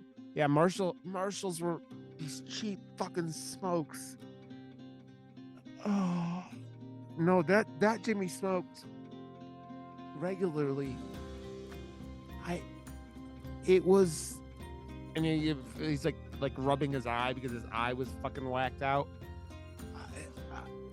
I don't know what the hell that was. Being at two places that Flora can tell you, being two places at once is, you kind of get into the flow with it. You kind of get, you kind of understand how it works for a second there. My other one was not in the situation Flora's was. I don't know what was happening, but do you think you might be from another dimension? I don't know. It was so similar. It was so real. Like I felt like it was me, but it wasn't me. Anyone know anything about dimensional physics? No. It's not in the manual. I have a strange idea that might be terrifying, but I'm gonna try it. So, Jane's about to come knock on the door, I think. Okay. Oh my. Oh. Don't open it. Is everybody in the radio room? Yes, I would say. Yeah. Okay. Wait, so are you bringing Jane inside? Well, I'm not bringing her in. I'm just bringing her to the door to test a particular theory that I have, given Jimmy's current circumstance. Okay. What do you direct yourself to do, Miss Jane? Jane's simply gonna walk up to the door on the outside. She'll sort of walk knock. in. Yeah. In your double vision, you see Jane maneuver across the sand into the open pontoon release area and move over to the radio where you have been working diligently, I must say. Mm-hmm. And all of you hear a knock. A knock. Two knocks. You have knocked on your desk and the door at the same time. Huh. Okay. Well, don't open the door and don't let her in, please. I'm gonna kind of just step away from the door. Is the fire department, like, did anybody ever come out of those fire trucks, or are they still in there? They're crawling around in the cab. They're also trying to figure out how to get outside without being under the sky. Oh. Okay. Your thing blinks up. Somebody's calling you. Fleur? Yeah. Oh, okay. I think you're EF dispatch, right? Fire dispatch. That's No. me. That was me. She's police. I'm police. Oh wait, no, sorry. I'm. Yeah, you're medical. Medical. Weren't you medical? Yeah, you're EMS. Okay. I was Then I was Jimmy, the fire. Jimmy, your light blinks up again. Oh, it'd be like, and he's still like. It felt like he just died, basically, right? He's got literally this, and so he's like shaky and fucking sweaty and like, oh, you gotta be fucking kidding me. Oh, and he's gonna like stumble up, and he's gonna walk over to Floor or Angela and grab the good scotch and be like, and just take a big old gulp of it, and walk over to the phone and be like, put the headset on again. Emergency dispatch, please give me your location. This is Fire Chief Samson Gold. We're outside your call center. So okay. listen really quick. Sheriff Josie has she's having car troubles, and she's trying to get here on foot at the moment. She was in pursuit of a suspect, and unfortunately she had to peel off and left her, I guess, every other officer that she could scramble to go chase him. But she's trying to meet us here and keep in contact with the radio, which can't access your call center, sadly. But we got it just fine. Do you see a woman wandering around out there by the door? No, but I see one of those big lights, strings. It's going inside your call center. Are you safe? What do you mean it's going inside the call center? Well, it's kind of like, you know how a dog goes around a corner, but you still got the leash on? It's kind of like that. And Jamie's gonna look around. Like, is there anything like the light? Does he see the light coming in, or does he see anything that's like? I don't know if you guys have been having the same things that we've been having, and there's this inconsistency with reality. To be completely fucking honest, just like the fire, the crash. That there was no crash. And the fire there was no fire? I'm taking things as they come, son. Well, I don't see any fucking light. And Jane was out there knocking on the door not more than 30 seconds ago. And we're not opening the fucking door. That's the end of this. Should I call... Is Floor there? Floor. I think she was the one with the idea to get everybody here so we could figure out what we're gonna do about this crisis. She's here. You want to talk to her? And then he'll take the heads off. Here you go, Floor. You talk to the fire chief. And Jamie's gonna go sit by the window and light up another cigarette. He just died. He's a little. Yeah, Jimmy, you have a real nice view of the Atlantic Ocean and a ship that is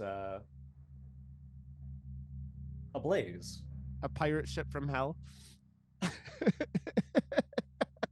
If hell was in the coastal region of North Carolina, yes. Yeah. What's going on, Chief? As far as we've seen, we don't know what the fuck is going on. Yeah. We passed a house that was ablaze And although we attempted to put it out, we did not.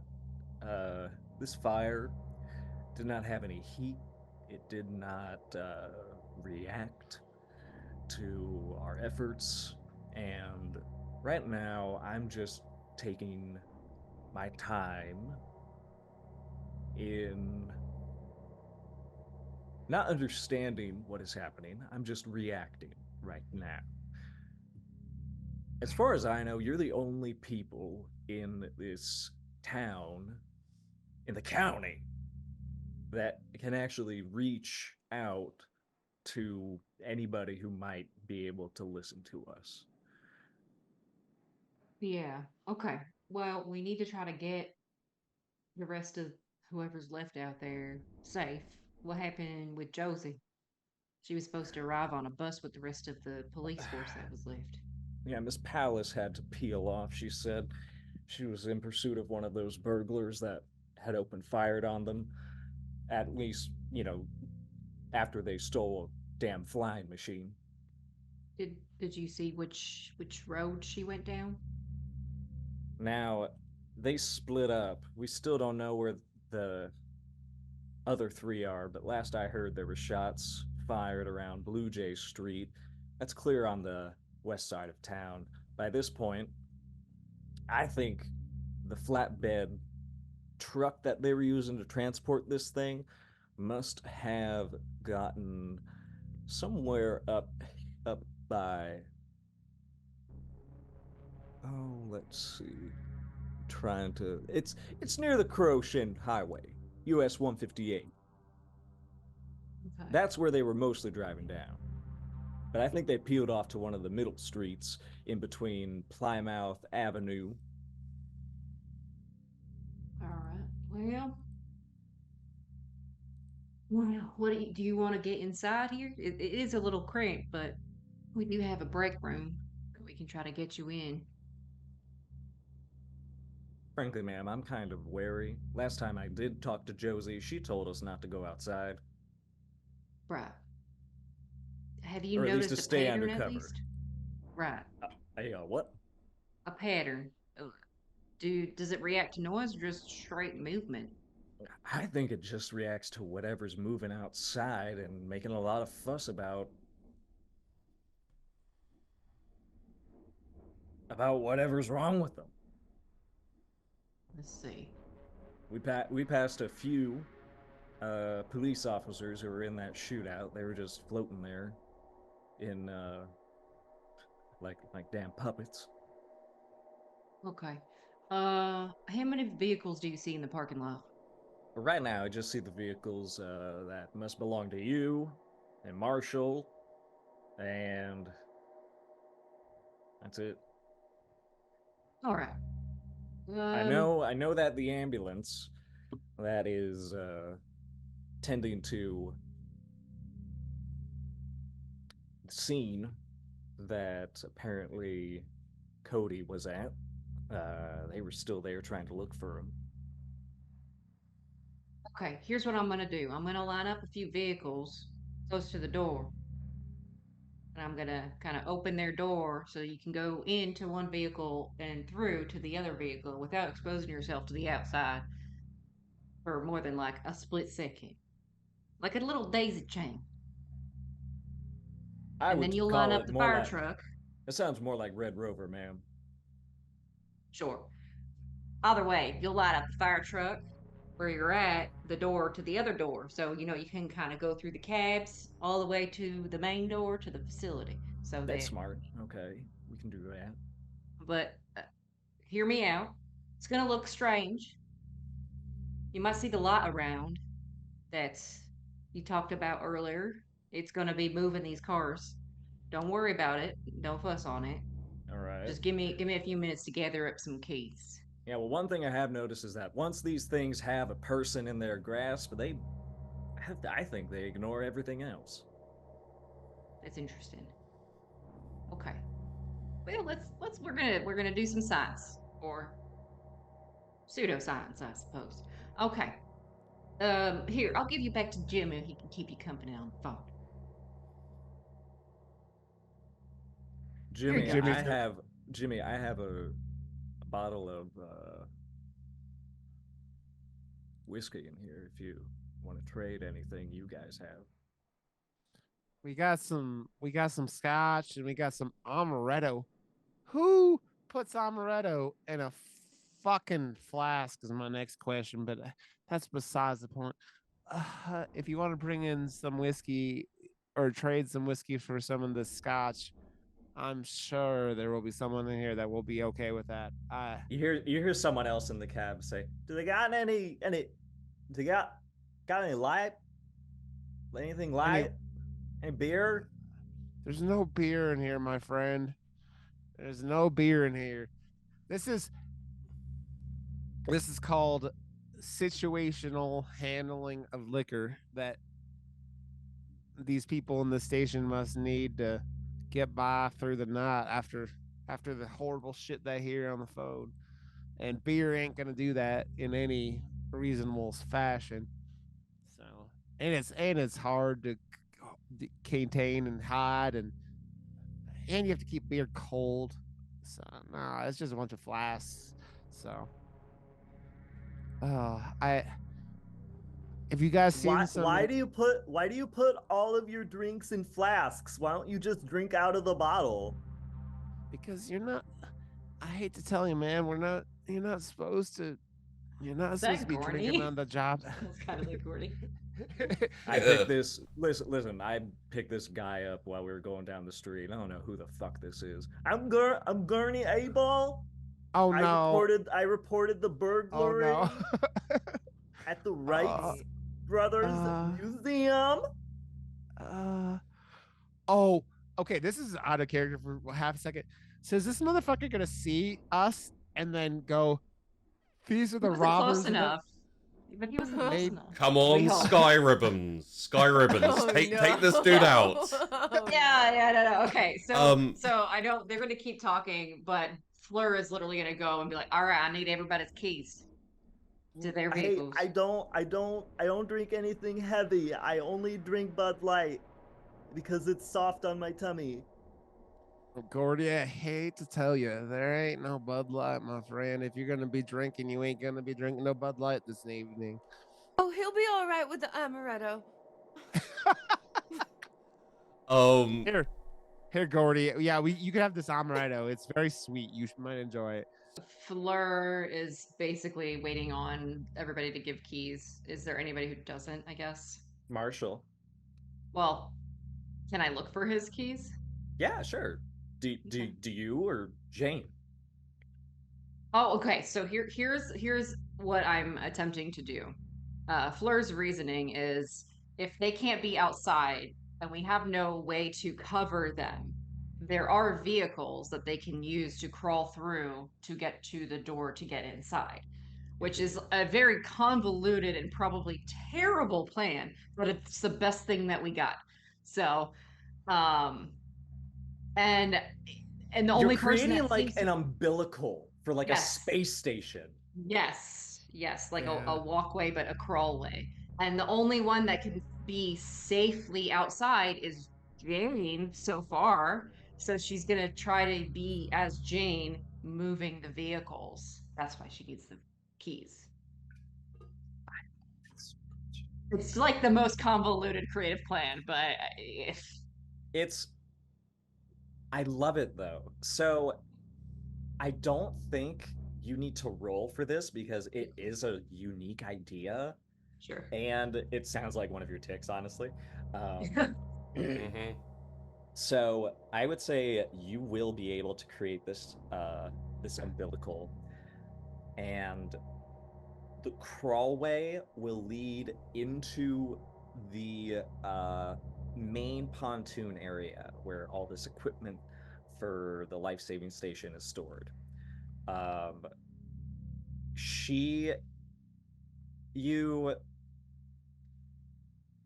Jane accomplishes this task. What do you want her to do as the fire truck pulls into position? Ooh, by the way, they've watched you do this. Yeah. That's a really good question. I think that she's gonna run in the opposite direction as Jane. And if she sees anything start coming out of the sky, she's probably going to try to make lots of noise or whatever else it is. Just again, just testing ideas here. She has no idea if any of it will work. So it does make the one that is attached to Jane's innards. It vibrates a little. You feel like you're stressing it out a bit. Huh. Okay. Like it sort of coils inside like amidst your rib cage. You feel it just sort of like if you guys are ready to receive the fire chief and his passenger, you may. Yeah, Fleur obviously tells everybody the plan about this, by the way. She doesn't just like, I'm doing stuff, and just says, hey, get ready to get the fire chief in Gorney. We're ready. All right. I have some amaretto and some Scotch whiskey ready for them as soon as they come in. Nice. And as you watch from afar through Jane's eyes, as first the fire chief goes into the first vehicle that you've left the doors open, and although it looks as though something might begin to coalesce in the sky, you notice that the moment he goes into the car and it keeps crawling forward, it shifts away. The sky is in a constant motion. It is not exactly breathing. It's sort of like a slithering of mass. And every now and then it'll have a bright spot just sort of hesitate and then move on. It'll be like swept away in the concordance. The fire chief does have to pause and convince the young man leaning out of the fire truck to be brave. And he jumps out and leaps into the fire chief's arms and has to be sort of like dragged / carried through the cars one at a time. And he's kind of complaining the entire while, and as he gets closer, you can hear him say, I just think we could run around. Like, we could just go to the beach entrance. It's the beach. Like, I know I don't have my sandal or a towel. Like, it's hot outside, sir. You need to take some of that equipment off. There are no fires around. Oh my God! There's a pirate ship! It's on fire, sir! And Samson Gold says, yes, Gurney. I see it. We should get inside. Quickly, okay? And they knock on the door. If you'd like to let them in, you may.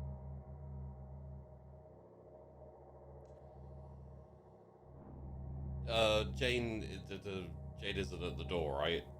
I don't think Jane is there. Jane's at a distance. Okay. Yeah, Fleur said that Jane's on the other side of the lot. Then Robert will go and open the door, and I literally walk up with the 2 glasses of alcohol. Gurney takes both of them. Thank you. Oh wow. Oh, that one's for. Okay, we'll go get him another one. Okay. And he just like pours them all into one. Very. You're not sure if it was amaretto or which one was the first one, but he just pours them into both, and then he just sort of walks around and looks at oh wow, this is like I had one of these in my high school, but it was for like video and film production. It was pretty high tech, yo. As a note for Robert opening the door very quickly and trying to usher them in so he can close the door as quick as possible, and really not trying to look outside. Closing the door and like, yeah. Okay. Sheriff, can you hear me from in here? Did you hear a voice come through the crackle? Yeah, I'm almost there. I'm running. I'm trying to keep cover. I have an umbrella. Yo, where did you get that umbrella? Did you steal it? She says, yes, I stole it. Is that guy still with you? No, honey. She commandeered it. She needed it for her safety. It's fine. Yeah, but what if it rains? Then she'll be protected. Yeah, but what if someone wants to go for like walk their dog? Like a dog can't shit in the house, you know, and he takes a sip. I mean, you're not wrong, but right now it's a very bad time for anyone to be outside, so hopefully they don't need this umbrella. She needs it more than they do. You keep drinking that. He does. He goes into a corner. Samson says,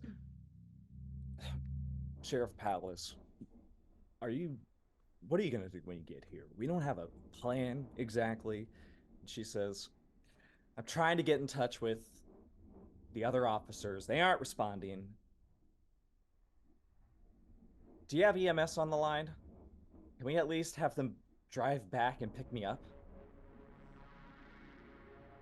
This is like something we can all hear. I'm guessing like radio. Oh yeah. They're doing.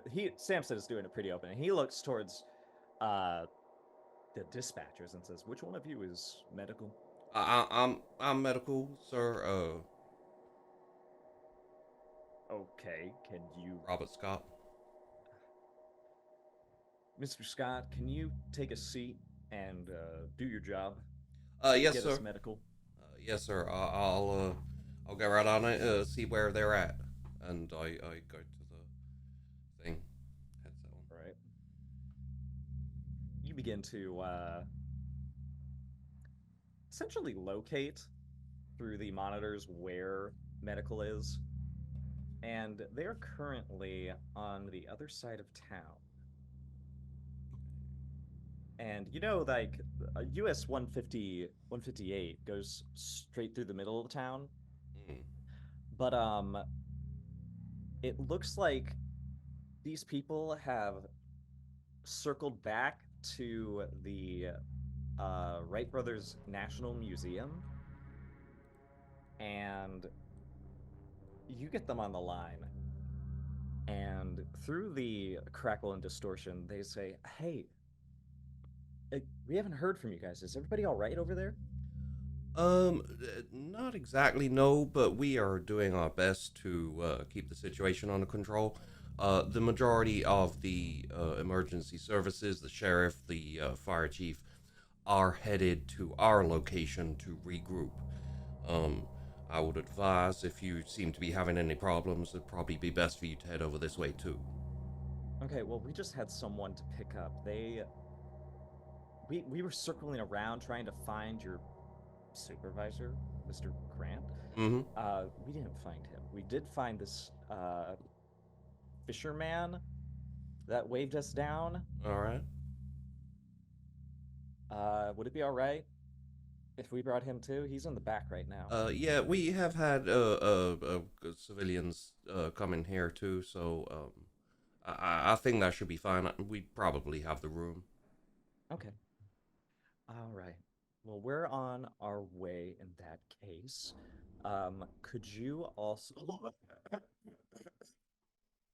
I'm sorry, I didn't catch that. You hear dial tones. Mm. These are like somebody is tapping on your ear lobe and then begins to dig deeper into your canal. Your eardrum is vibrating intensely with these noises, these instructions, these rising and lowering tones. And you understand from the manual, this is how the phone system works. Various series of noises tells the computerized system what is going to direct the flow. and then receive, and send, receive, and you are receiving something. But you can feel as though it is more than just noise in your ears. It is a sensation of burning. You find yourself split between a man who feels as though he is on fire and one who is sitting down in an uncomfortable chair at an ungodly hour. And in front of you, Robert Scott, is Cody. Cody Grant is yelling at you. And for some reason, he does not appear to notice everything that is happening. He is standing in the middle of the street with no traffic. And even though he's called for help, he doesn't appear to want it. He doesn't believe you're capable of bringing it to him. Now, you've already heard and seen, Miss Bennett, Mr. Landers. They've done their job. But how do you dispatch aid to someone who doesn't want it? Whose only desire appears to be berating you?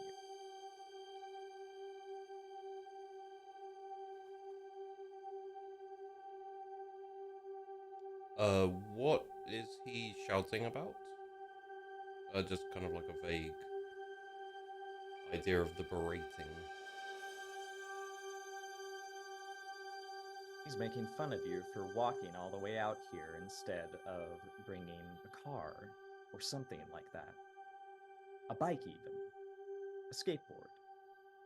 It's really weird listening to him because these are different ears from the ones that have the headset on. You don't so much as hear the inflection and emotion behind it. You hear the underlying meanings. And up above, you can see that there are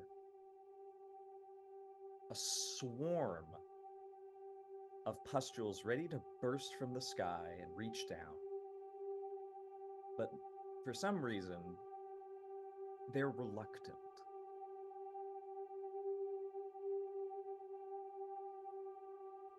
And as Cody again says, I should just fire you. I should just fire you because you abandoned the dispatch center. Did you even clock out before you came out here? Well, there was.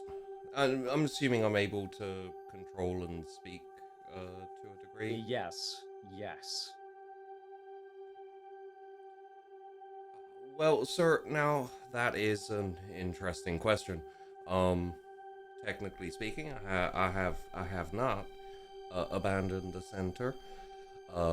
However, I felt that your situation, seeing as we were unable to locate you, was important for me myself to come out and see if I could help. If you could help. If I could help.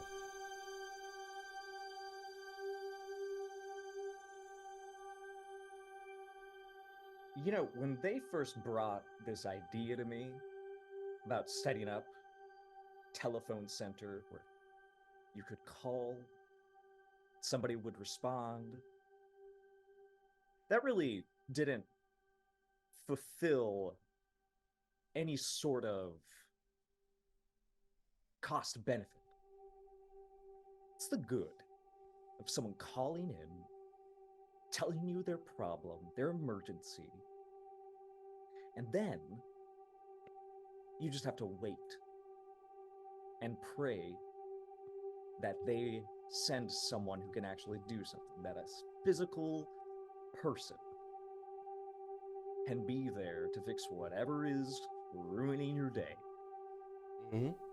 And I just think it's a stupid idea. Well, I think it's better than the alternative of no one coming to help you at all and having to go and find help yourself. Really. Hmm. Because a lot of other places that are doing the same exact thing, because it's a very popular idea, they're putting them in the police stations. Instead of, I don't know, hiring more officers, they're hiring bimbos and drug addicts that are back from, the war. And I'm wondering what kind of person did they hire in front of me? I'm not really sure I follow, but are you asking if I'm a bimbo or a drug addict? You can be in any number of things. But I guess the point I'm trying to make is when someone calls and they need help, are you really the person that needs to be on the other end of the phone? I don't necessarily think myself needs to be on the end of the phone. I think someone has to, and, well, I was one of those people who wanted to be. I think the most important thing would be for the people to be on the other end of that phone there, to be people who want to be people who want to help in this way.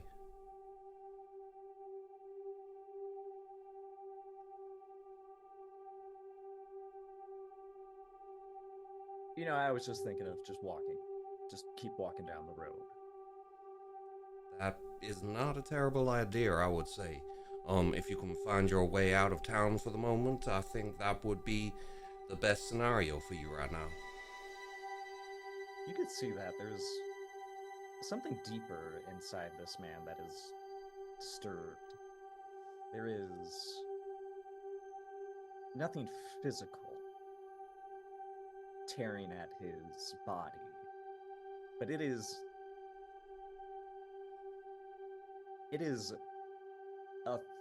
an aggression that seems relentless in this moment.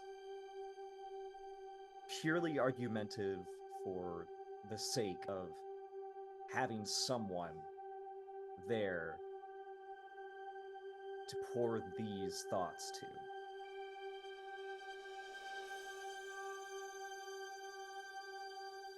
And this other Robert understands that there are other people that need help.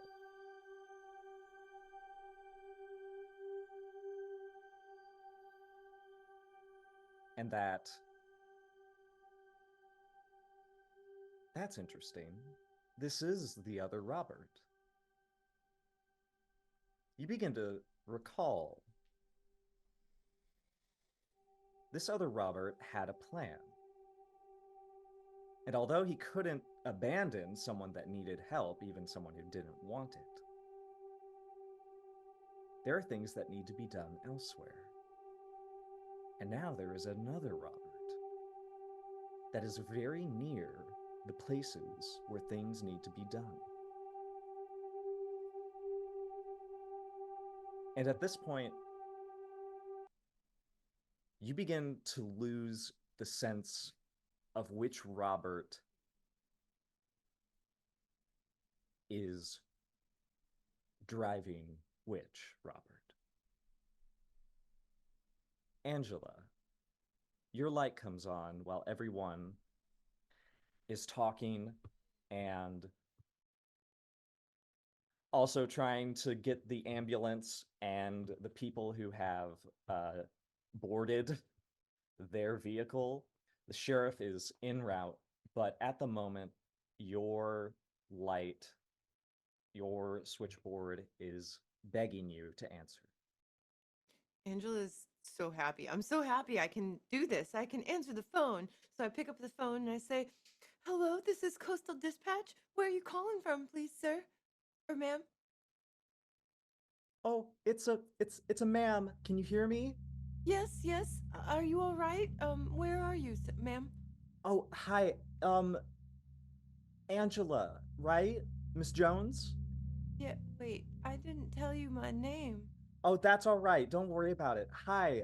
Listen, I'm calling from uh a very strange place. You wouldn't believe it. I'm in the sky. I'm flying a plane and I need I need to land, but I need your help. Well, all right. I don't know how I can help. I don't know how to fly a plane, but where No, in the sky are that's the you? best part. I've already taken care of that. I know how to. I need you to save the people on the ship. The people on the pirate ship that's on fire? Yes, that's right. It is sort of on fire. It's a fire that is very old. It's an old fire. It's been burning for years. They've been Years? How is that here. possible? Let me. Can you like? Is it busy right now? Angela kind of looks around. Well, I'm here for you. It's fine. You always are. Okay, listen closely.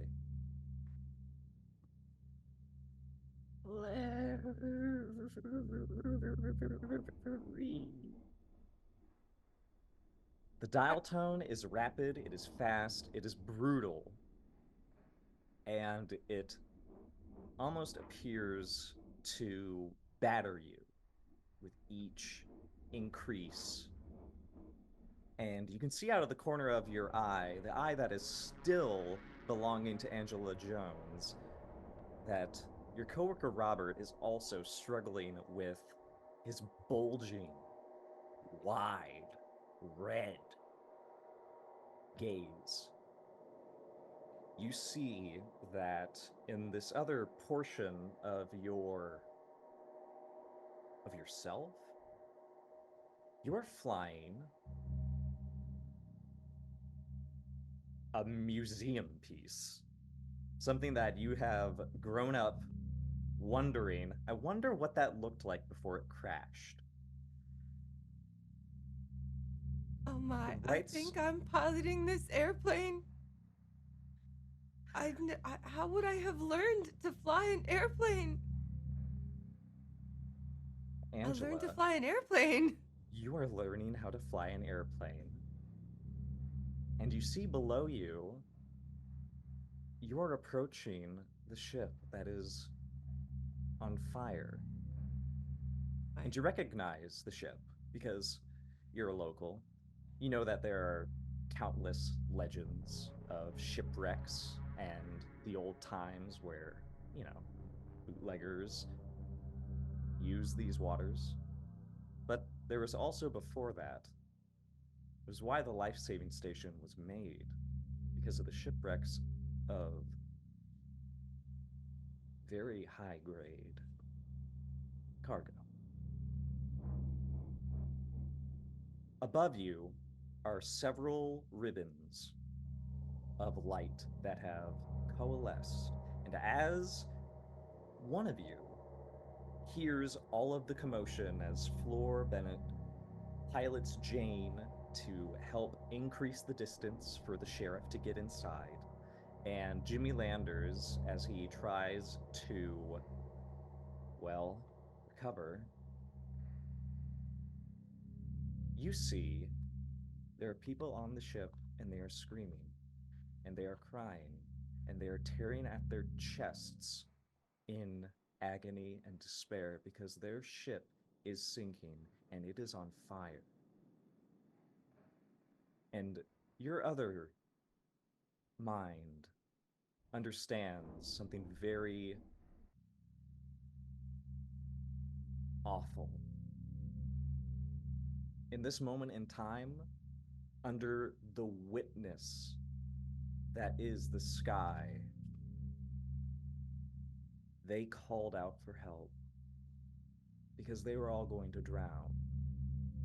They were too far from shore. And they called out, and you heard them. And Jimmy Landers heard them. And Floor Bennett heard them. And Robert Scott has not yet heard them. but you can, and you can see them. But you don't know how to save them just yet. All you know is that you have a plane, and the life-saving station still has all its equipment. Is there some way to land this plane so I can pick up all these people? There must be a way to help them. I can, but you're gonna have to break some of Floor's rules. Well, I think today might be a good day for some rule breaking. What kind of rules? How do we save them? Okay, well, you just have to remember that, if you do this, you're gonna do it for a long time. You need to get those ribbons down here. And you need to start throwing caution to the wind. You mean the ribbons in the sky? Yeah, that's where. See, now I'm getting into dangerous territory. Just think of it like Marshall's fingers. They're just appendages that can pop off and be attached to other things. So what you're saying is I can control the ribbons in the sky with my mind? I'd say more your heart, Angela. Okay. That sort of makes a weird kind of nonsense, but sure. I'll try my best. Wait, I want to help them. Wait, are you still... Oh no. What's wrong? What else is wrong? Honey, don't bother with Brittany. She's a slut. Oh, I know. I'm trying to leave all that behind. I want you to leave it behind. It's nice to have you tell me that. Angela, sometimes you do need to hear the worst news. It helps us move on. You're right. It's all in the past. I need you to just flex the sky for me, okay? That's why we got the machine. The machine gets you closer to the sky. That's why you're flying right now, to feel closer. Okay. I'm gonna focus. And Angela just puts her hands to her head and she thinks real hard about moving the sky fingers down to help those people. All right, just make sure the beach apparatus drill is set up, okay? Beach apparatus drill? What is that exactly? It's at the life-saving station. That's what Robert was going to do, wasn't he? But he's still here. Let me, hey, Jimmy and Fleur, we need to set up the beach apparatus station. Could you maybe help Robert do it? My head hurts a little bit, but I'm trying to help the people on the boat. The ship. The pirate ship. You mean set it out outside? Yeah, I think that's what we need to do. We need to help these people. That's our job, right? Is to help people. That takes at least 2 people to do, don't it?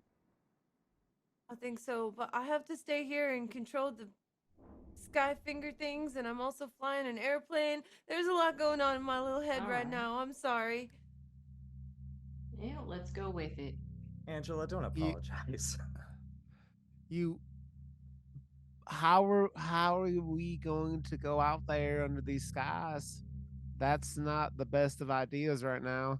I mean, but I think we have to throw caution to the wind. That's what the other me said, and she's flying an airplane, and she told me to not worry about that Brittany slut, and she's right. And I know if she's right about that, she's got to be right about other things. And if I learn how to fly an airplane to help these people, I sure as heck am going to try to control these sky fingers, and I know you can do it. You can take that apparatus and you can set it up on that beach.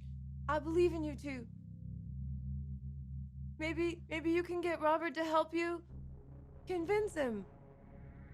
I already have 2 of me. I'll just go. It's fine. Thank you, Fleur. We're gonna help these people. The other me ain't in any position to be helping anyone anymore. Maybe you No. can help Robert. Just talk Neither to one of him. you needs to go outside. I'll go, and Jane will go. The other one is dead. He was shot to death. I don't have another me. There's I'm one. not talking about it. That's not what I'm saying. I'm saying y'all both can stay here. Angela, are Okay. they I'll arguing go. again? Wait, say that again? Angela, are they arguing again? I think they might be, yes. They do that a lot. I know they do that a lot, but you need to get them to move. They are hung up on this weird stuff. They don't need another me. They just they just need to want to help people. Okay. So, Fleur and Robert, I hope you can hear me, and Jimmy, our whole point of being here in this life-saving station is to save lives, right? Whether we're doing it over the phone or we're doing it with our crazy brains, that's the point. We're supposed to save lives and help people, right? You still want to do that? You still want to help people, don't you? I suppose. So all you have to do, Jimmy, is just talk to Robert. I don't think he's okay and he needs our help. And Fleur, you're so brave. I know you can do this and you can come back in here safe. I believe in you. Okay, let's help these people. Let's do our jobs. Right? What else are we All gonna right. do? Everything is crazy. Angela, you are a beacon in the darkness, darling. And I will stay here and try to make sure Robert's doing okay. Okay. Fleur goes outside and waits for Jane to catch up with her. And Angela focuses real With- hard with on the the- fingers in the sky. The beach Yeah. thing. You know what I mean. No, The thing you that we're already- supposed to put out there. Yeah, Floor, you and Jane already know what the beach apparatus drill is because you used it to sort of lock Yeah. the man in the office. And as you do that, it is clear that out there, the sky is becoming more intense. And not only that, the ocean is bringing things onto the shore. You can see a host of gasping shapes. Thankfully, they're about the size of your shoe, but there are more slugs. And worse, the one that you put into thermos, you see that thermos bouncing into the air.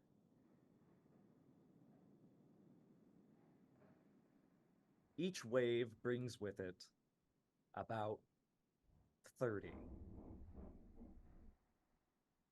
Angela, your mind is focused entirely on the pilot, Angela. Robert, you are still having trouble distinguishing which Robert is in control here. But one thing is certain. You have to get this apparatus, this life-saving, crude machine set up so that it can ferry the people on the ship to the shoreline before the ship goes down all over again. Each of you can make a fear response.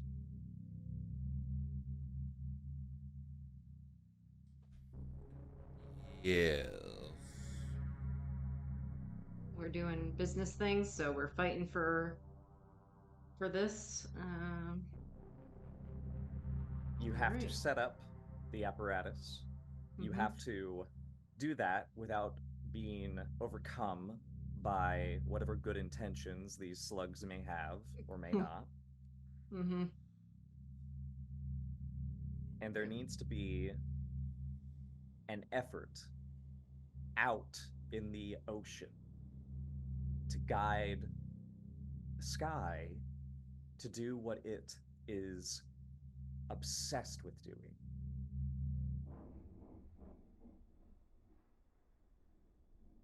I I'm got one gonna use. success. Oh, Go ahead. I'm using fawn. So it's just 5d4, right? Yes.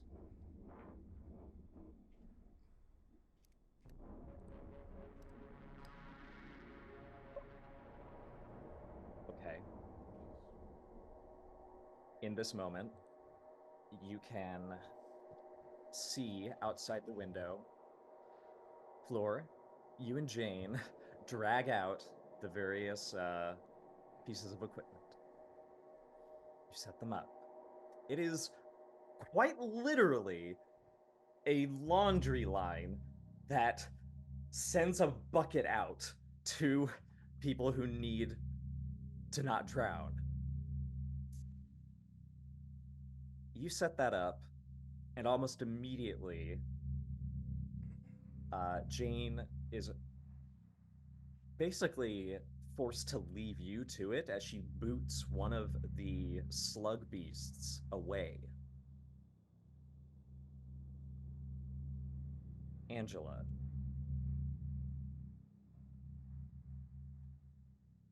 You either need to do a tick or there is going to be a horror inflicted upon this scene. Trying to figure out which tick to use. I think I'll You use. are trying to rescue people. Yeah. I think I'm gonna use the roll with the punches tick. Because I have Whoa. 2 points into that. Okay. Oh, that empties it, then, possibly. Yeah. Does it? All right.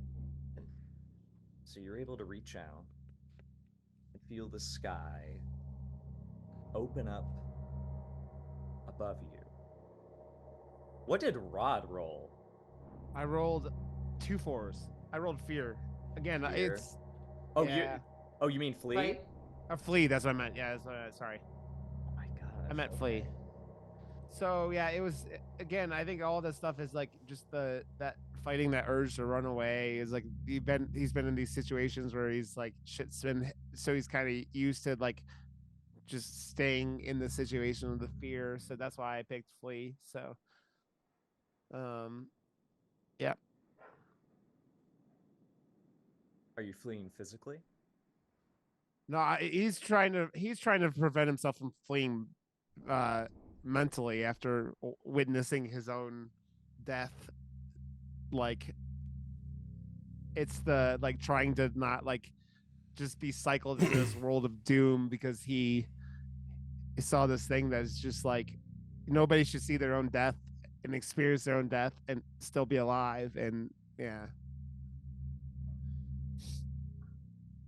But you did. Yeah. In response to things that were happening. Yep. People that were in danger.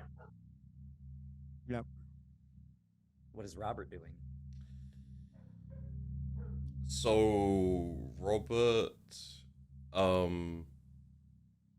at this point is okay. So this is a little bit. We may need to go to Robert's head a little bit here, but he is fighting the compulsion from the other Robert, but the way he's doing that is freeze.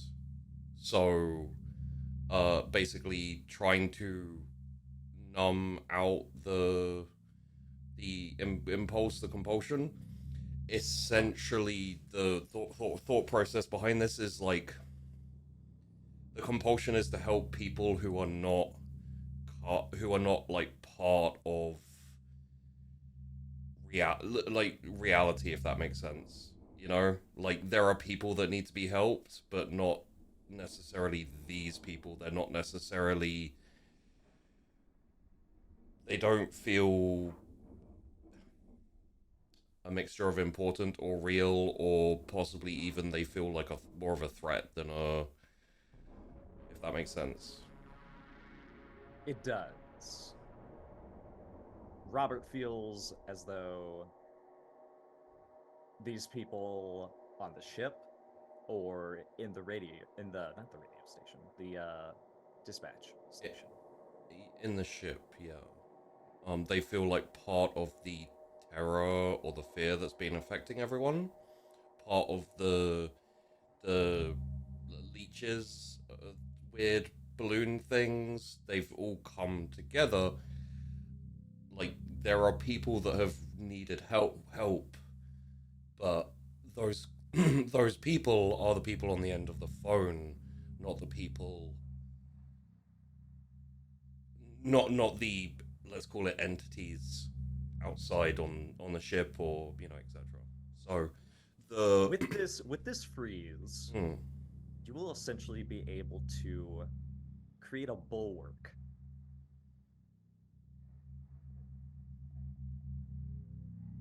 What is your freeze? How much do you have in it? 4.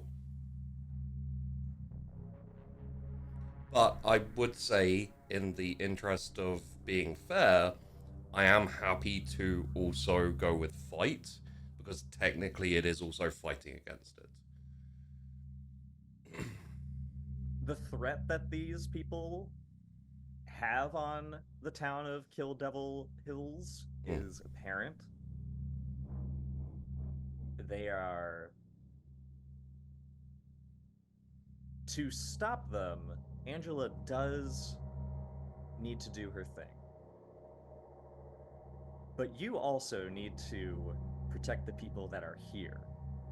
Floor, maybe Jane, maybe also Jimmy, maybe everybody in the town. You don't know how many things here will... You don't know if they're gonna stop. You don't know if this night is ever gonna end.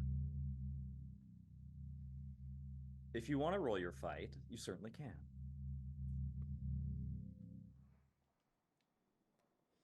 I think the one that makes the most sense would be fight, just purely because freeze would be to stop, and it feels more like Robert is trying to redirect things in a forceful way.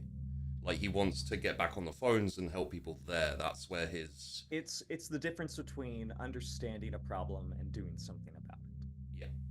You could understand this problem very easily, but the overwhelming sensation of doing something about it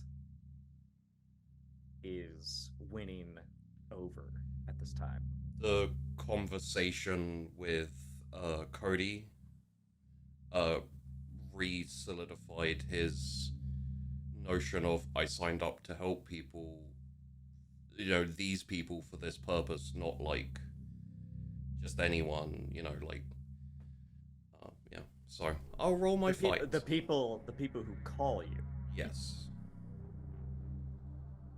This is not gonna go well, but... So you got a 3. Got a 3. You could use a tick.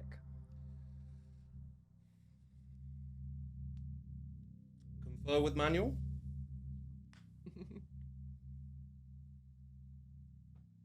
What passage of the manual do you summon? I would say, actually, I think self-insert would actually make more sense. Ooh.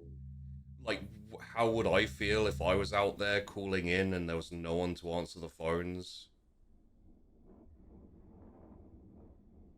Yeah. That would push that drive to push against it, to fight back, to get back to the phones, to reach out, or, receive people who need help. You're torn between 2 Robert Scotts. One of them is, for the moment, looking over and after Cody Grant as he goes through whatever terrible mental state he's in at the moment. And the other one stands up from the board. And what do you do to stop these appendages, these appendages of the sailors who are desperate for breath and are willing to steal it, to rip it out of people who, of this present day, are calling for your help.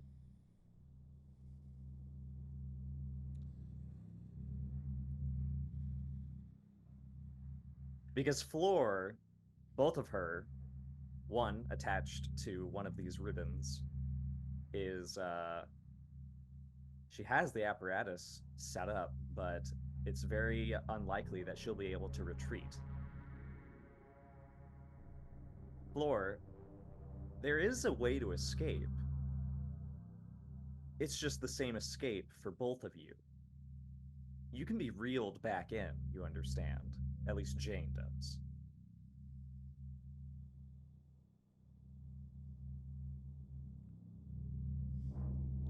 And these things are bouncing, leaping, hovering, darting for your life-giving lungs.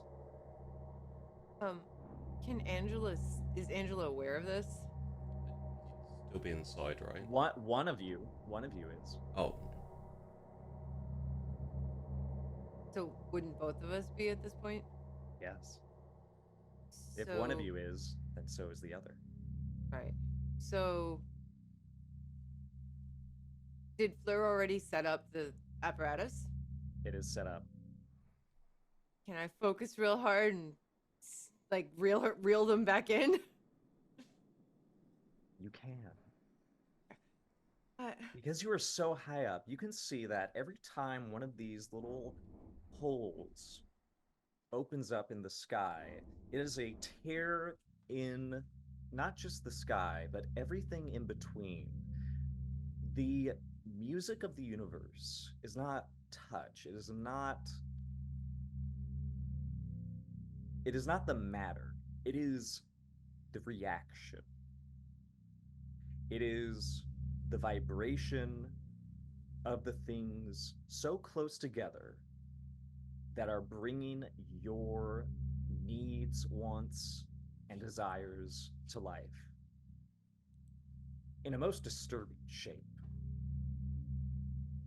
The skin of this thing that you are connected to opens up, splits, and pours out a disgusting pus-like appendage that solidifies and reaches down. One of them stabilizes the ship, seizing the mast, reaching for those who have already fallen. Some of them are pulled up, right up into the sky, and they disappear because they've been saved. Because at that point, once they're in the water, it's not just drowning that will kill them. Hypothermia. It's nighttime. It's freezing. It's the ocean. It eats you whole. You reach out again to the apparatus. You see Floor, Jane, and you realize, yes, she can escape, but only with your help. But only with you pulling the strings. Unless, of course, she learns how to do it as well. I think the laundry line, by the way, is connected. You are through like a afterthought moving it with your newfound hands, fingers, brain tentacles. Brain Scott also tentacles? Yeah, those, sure. I would in the room. Oh no, I guess she's outside, so she can't hear me anymore, can she? No, she can't. She can coordinate very well with herself, but she can't with any of you because you are inside and she is outside. Both of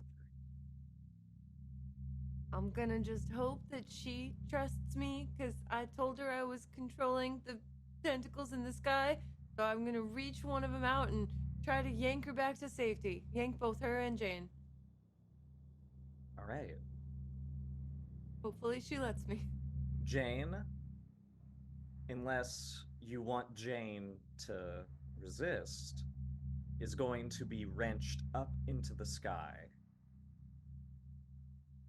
You are also about to be wrenched from the sky because a host of tendrils are reaching down for you, Floor. Tendrils or brain slugs? Tendrils. The brain slugs appear to be separated from everything that is happening in the sky.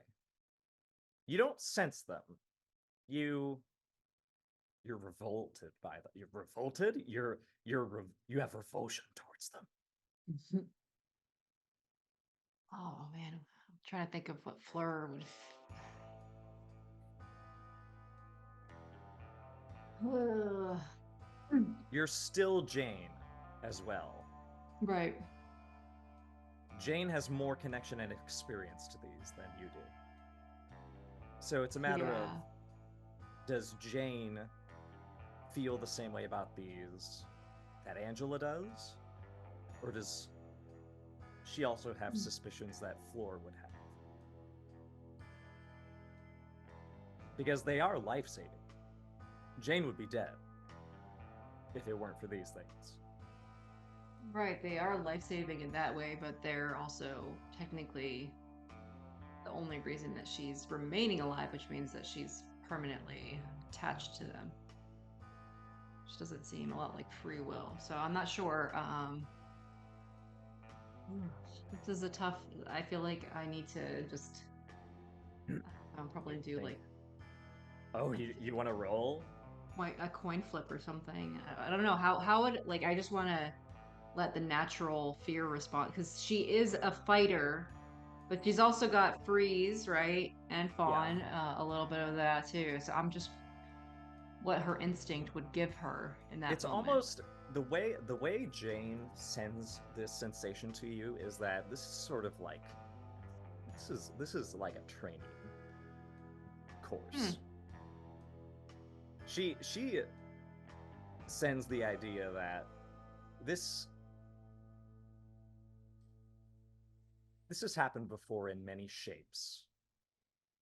And whether or not the floor of this particular moment wants to continue that, wants to act as an appendage of this apparatus that is dead set on saving people who cry out for help, you don't know where that will take you. Right. But you do know, through Jane, the certainty that you will be helping people who cry for help. Just not the people here anymore. Interesting. Oh man. I think I'm just gonna roll 1d4 to see which one it is that takes on, because I'm not really sure. Whatever it's a hard decision. It's an open decision. She freezes. So I guess in that case, I think you just invented a new mechanic. I love it. It's one of those that it really depends because like there's so many unknown factors for her, and Fleur is very much a survivalist in that way, but it's like what's gonna You're keep also me just okay. practical. Yeah. I think. Yeah. I think you can handle a phone. That makes sense. Yeah. You're not sure if you can handle this. Right. I think that's why you freeze. Yeah. That's true. Yeah. So what do you want? So if you succeed at this freeze roll, yeah, you can separate yourself from Jane and let Jane continue where you left off, and you will stay, and you will continue working in the capacity that you understand, that you already know how, answering the phones, staying up late at night, consuming protein bars, and not getting drunk during your shift because people are calling for help. If you fail, you're going to experience the horror that There are too many people crying for help that are never answered. Mm-hmm. All right. Here we go then. 1 success. Join me.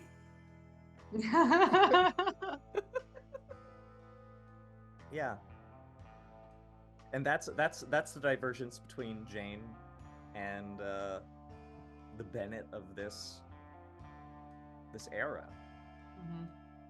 You see her being reeled back by Angela's graceful motions. And she looks down at you as she rises up into that light in the sky as it draws, pulls. She just gives you a little wave and shrugs. She knows that this isn't the life for everyone. She knows that you have more to live for than just helping people. You don't have to sell yourself to your job. Some people do. But you don't have to. That's not a law of the universe. Just like how suffering isn't an end-all state of being.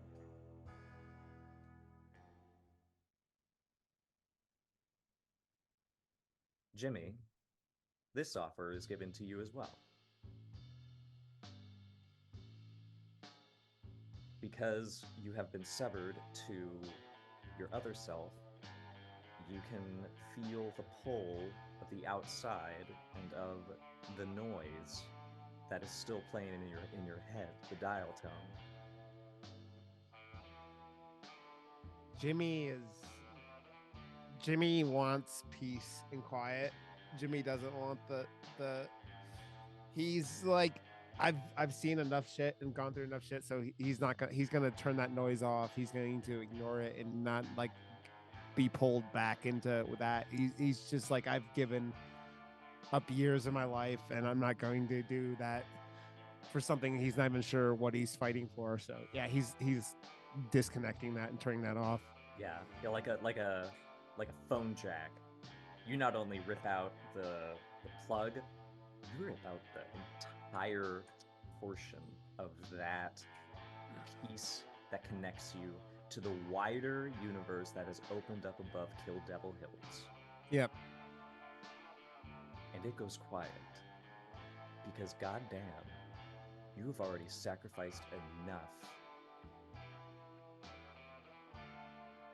And you don't need to give every inch of yourself to that moment. Robert, this is offered to you in a different way. You have the sensation that this entity that has basically consumed Kill Devil Hills during this crisis, it does not want to let certain people go. And as one of you walks with Cody Grant down the street into... You don't know, because this street doesn't seem to go anywhere. It just keeps moving, distracting Cody from arriving anywhere. And the only thing you can do is really give him company.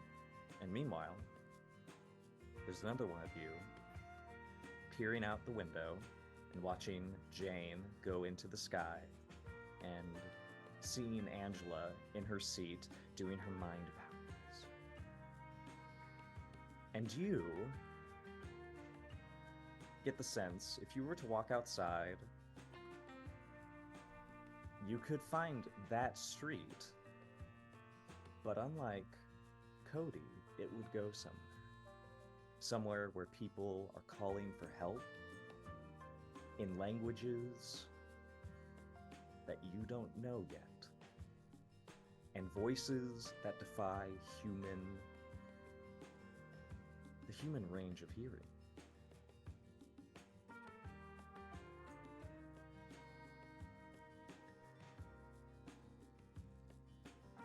It's just a matter of how dedicated you are to the manual, to the rules that govern your work ethic.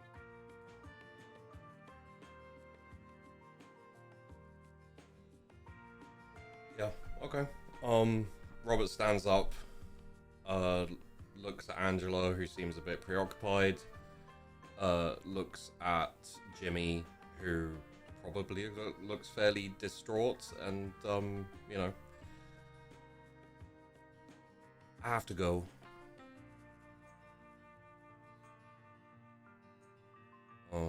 I don't really want to abandon y'all here, but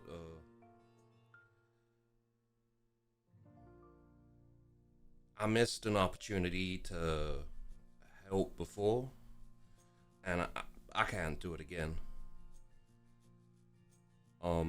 And like just turns and walks out, and wherever that pull is, like walks towards it. It's right next to Flora.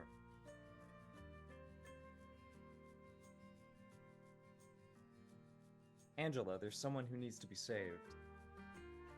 Where? They're on the beach. They're back at the dispatch station. Is it Flora and Robert? It's one of them. Well, it must. You already feel the greater portion of skin that is hovering above them split, and the deposits of fat and knowledge expands and reaches down for them. So just Robert wouldn't head towards the dangly sky thingies. Oh. He's heading towards where his other self is. Oh. Because the sensation was of the road and going down that road. Oh. Like, he's not interested in being taken, he's interested in going. Wow. That sensation, almost a communication, a clarification of your role in response, severs that thread, and it dissolves, accepting this confirmation, this admiration of your status. And your shape moves off the beach of the life-saving station that has turned into the dispatch station. And as it rounds the corner down on US 152 on the highway, you know that thing that happens when you can see the road get kind of shimmery in the distance? Yeah. That happens to you. And eventually, you feel yourself next to yourself. And it's almost obscenely comforting to see two versions of yourself choosing this path that not everyone can walk. But you have that knowledge that not many people have, that you accept it, that you perceive it, that you could see your identity so clearly. Could I have a little flourish for a second? Please. As both figures are walking down the road and the road's like shimmering, etc., if there could be, you know, like a stump or a car or something, Robert stops for a second, walks over to it, and just puts the manual he's been carrying like down on the top of it before walking away. Beautiful.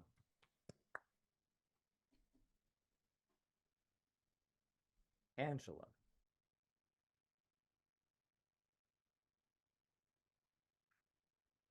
I don't know what to do with you. What do you mean? Did I do something wrong? No, you did perfect, actually. Look, the ship, it can sink now. Everything's fine. The people are all right? You saved them? You saved them. Well, so did Floor, and she has a weird relationship with her other self. It's weird.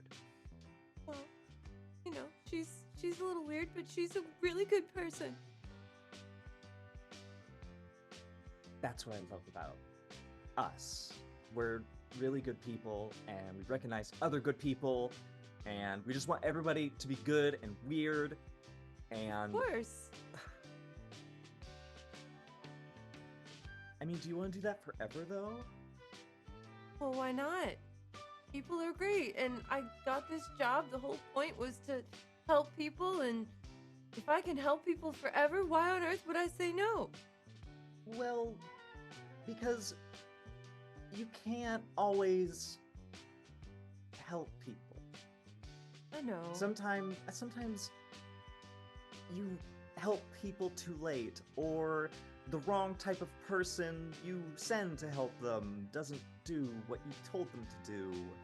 I know. I'm only human. I'll make mistakes. I mean, I fell in love with Roger, and he went off with Brittany. So, you know, I'm just a girl, but I want to be able to do what I can. If I can help even one person, if I can help even a little bit, even if I'm using weird purple sky fingers, it doesn't matter. I want to do it. I want to help. Okay, that's great, but are you really going to give up Saturday spa treatment at the Zone? Are you going to, like, give up, you know, beachwear? We have a big closet. I don't think they have a JCPenney up here. Well, I mean, all that stuff is just stuff. It's not as important as people, and I would rather have an important job and learn to fly airplanes and help good people. That's way more important than sales at JCPenney, much as I love them. You know, I mean, those were part of my life before, and I thought that was going to be all my life would ever be. But now I get to do so much more. Yeah. Okay, listen, I need to let the plane crash. Wait, with can you ca- in it? No, I'm going back into the, you know, the Oh, okay. the dispatch monster. Okay. I think it's a nice monster. It's scary, Of course. but it's only as scary as, you know, all the terrible things that happen to us on a daily basis. Do you? Yeah. So, listen, we have to disconnect, and you have to go outside if you really want to do this. Okay. Okay. Will I get to talk to you again?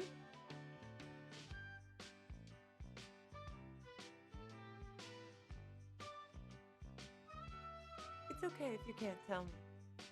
I'll do it anyway.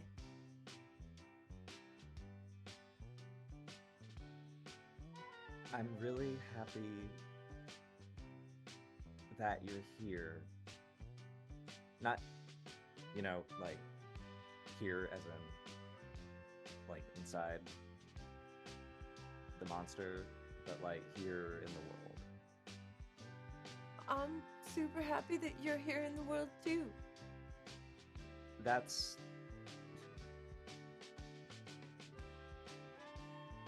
why I really wanted to do this. Because I went through what you went through. But I didn't have anyone to tell me that. So I'm glad that we could tell each other that. Me too. Good luck, Okay. Angela. Okay. Alright, I will see you.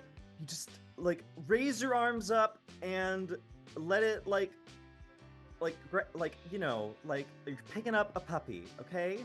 Okay, I can do that. Don't wiggle. Also hold your breath. Oh, Okay. It's sort of like an upside down pool, okay? But don't worry, you'll be able to breathe. Just like hold your breath for the first 5 seconds.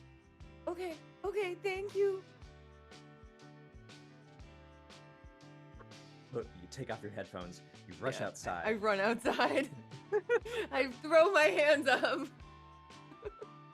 I trust you, dispatch monster. The sky splits open like a gash in a rotten corpse. But through that split is, I can only describe it as the most friendly octopus you have ever imagined, reaching down to pluck you from the earth. Oh, And my. welcome, yes, yes. You hear the dial tone increase. The series of commands that really are less commands than directives, than signals that go off in your head and give meaning to the movements of the electrons between your molecules, almost like a hug to reassure you and to remind you that people are listening. And even if their voices are silenced, Angela Jones will be there to help them. I sure will.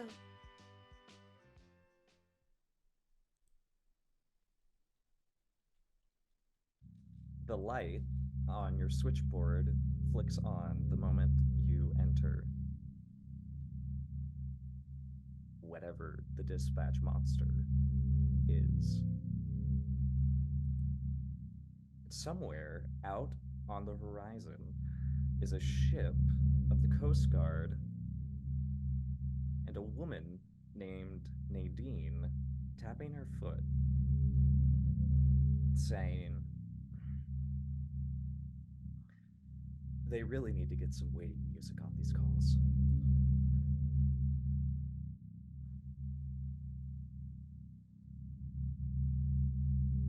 That is the end of dispatch. Oh my god. Very nice.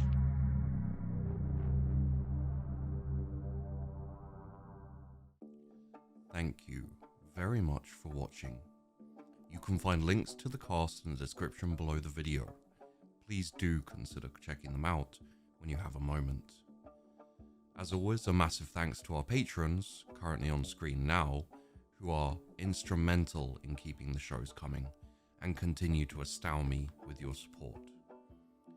If you're wanting to assist with engagement and cannot think of anything to comment, I feel like a simple shout out to the MVP, Jeff, is appropriate. We love you, Jeff.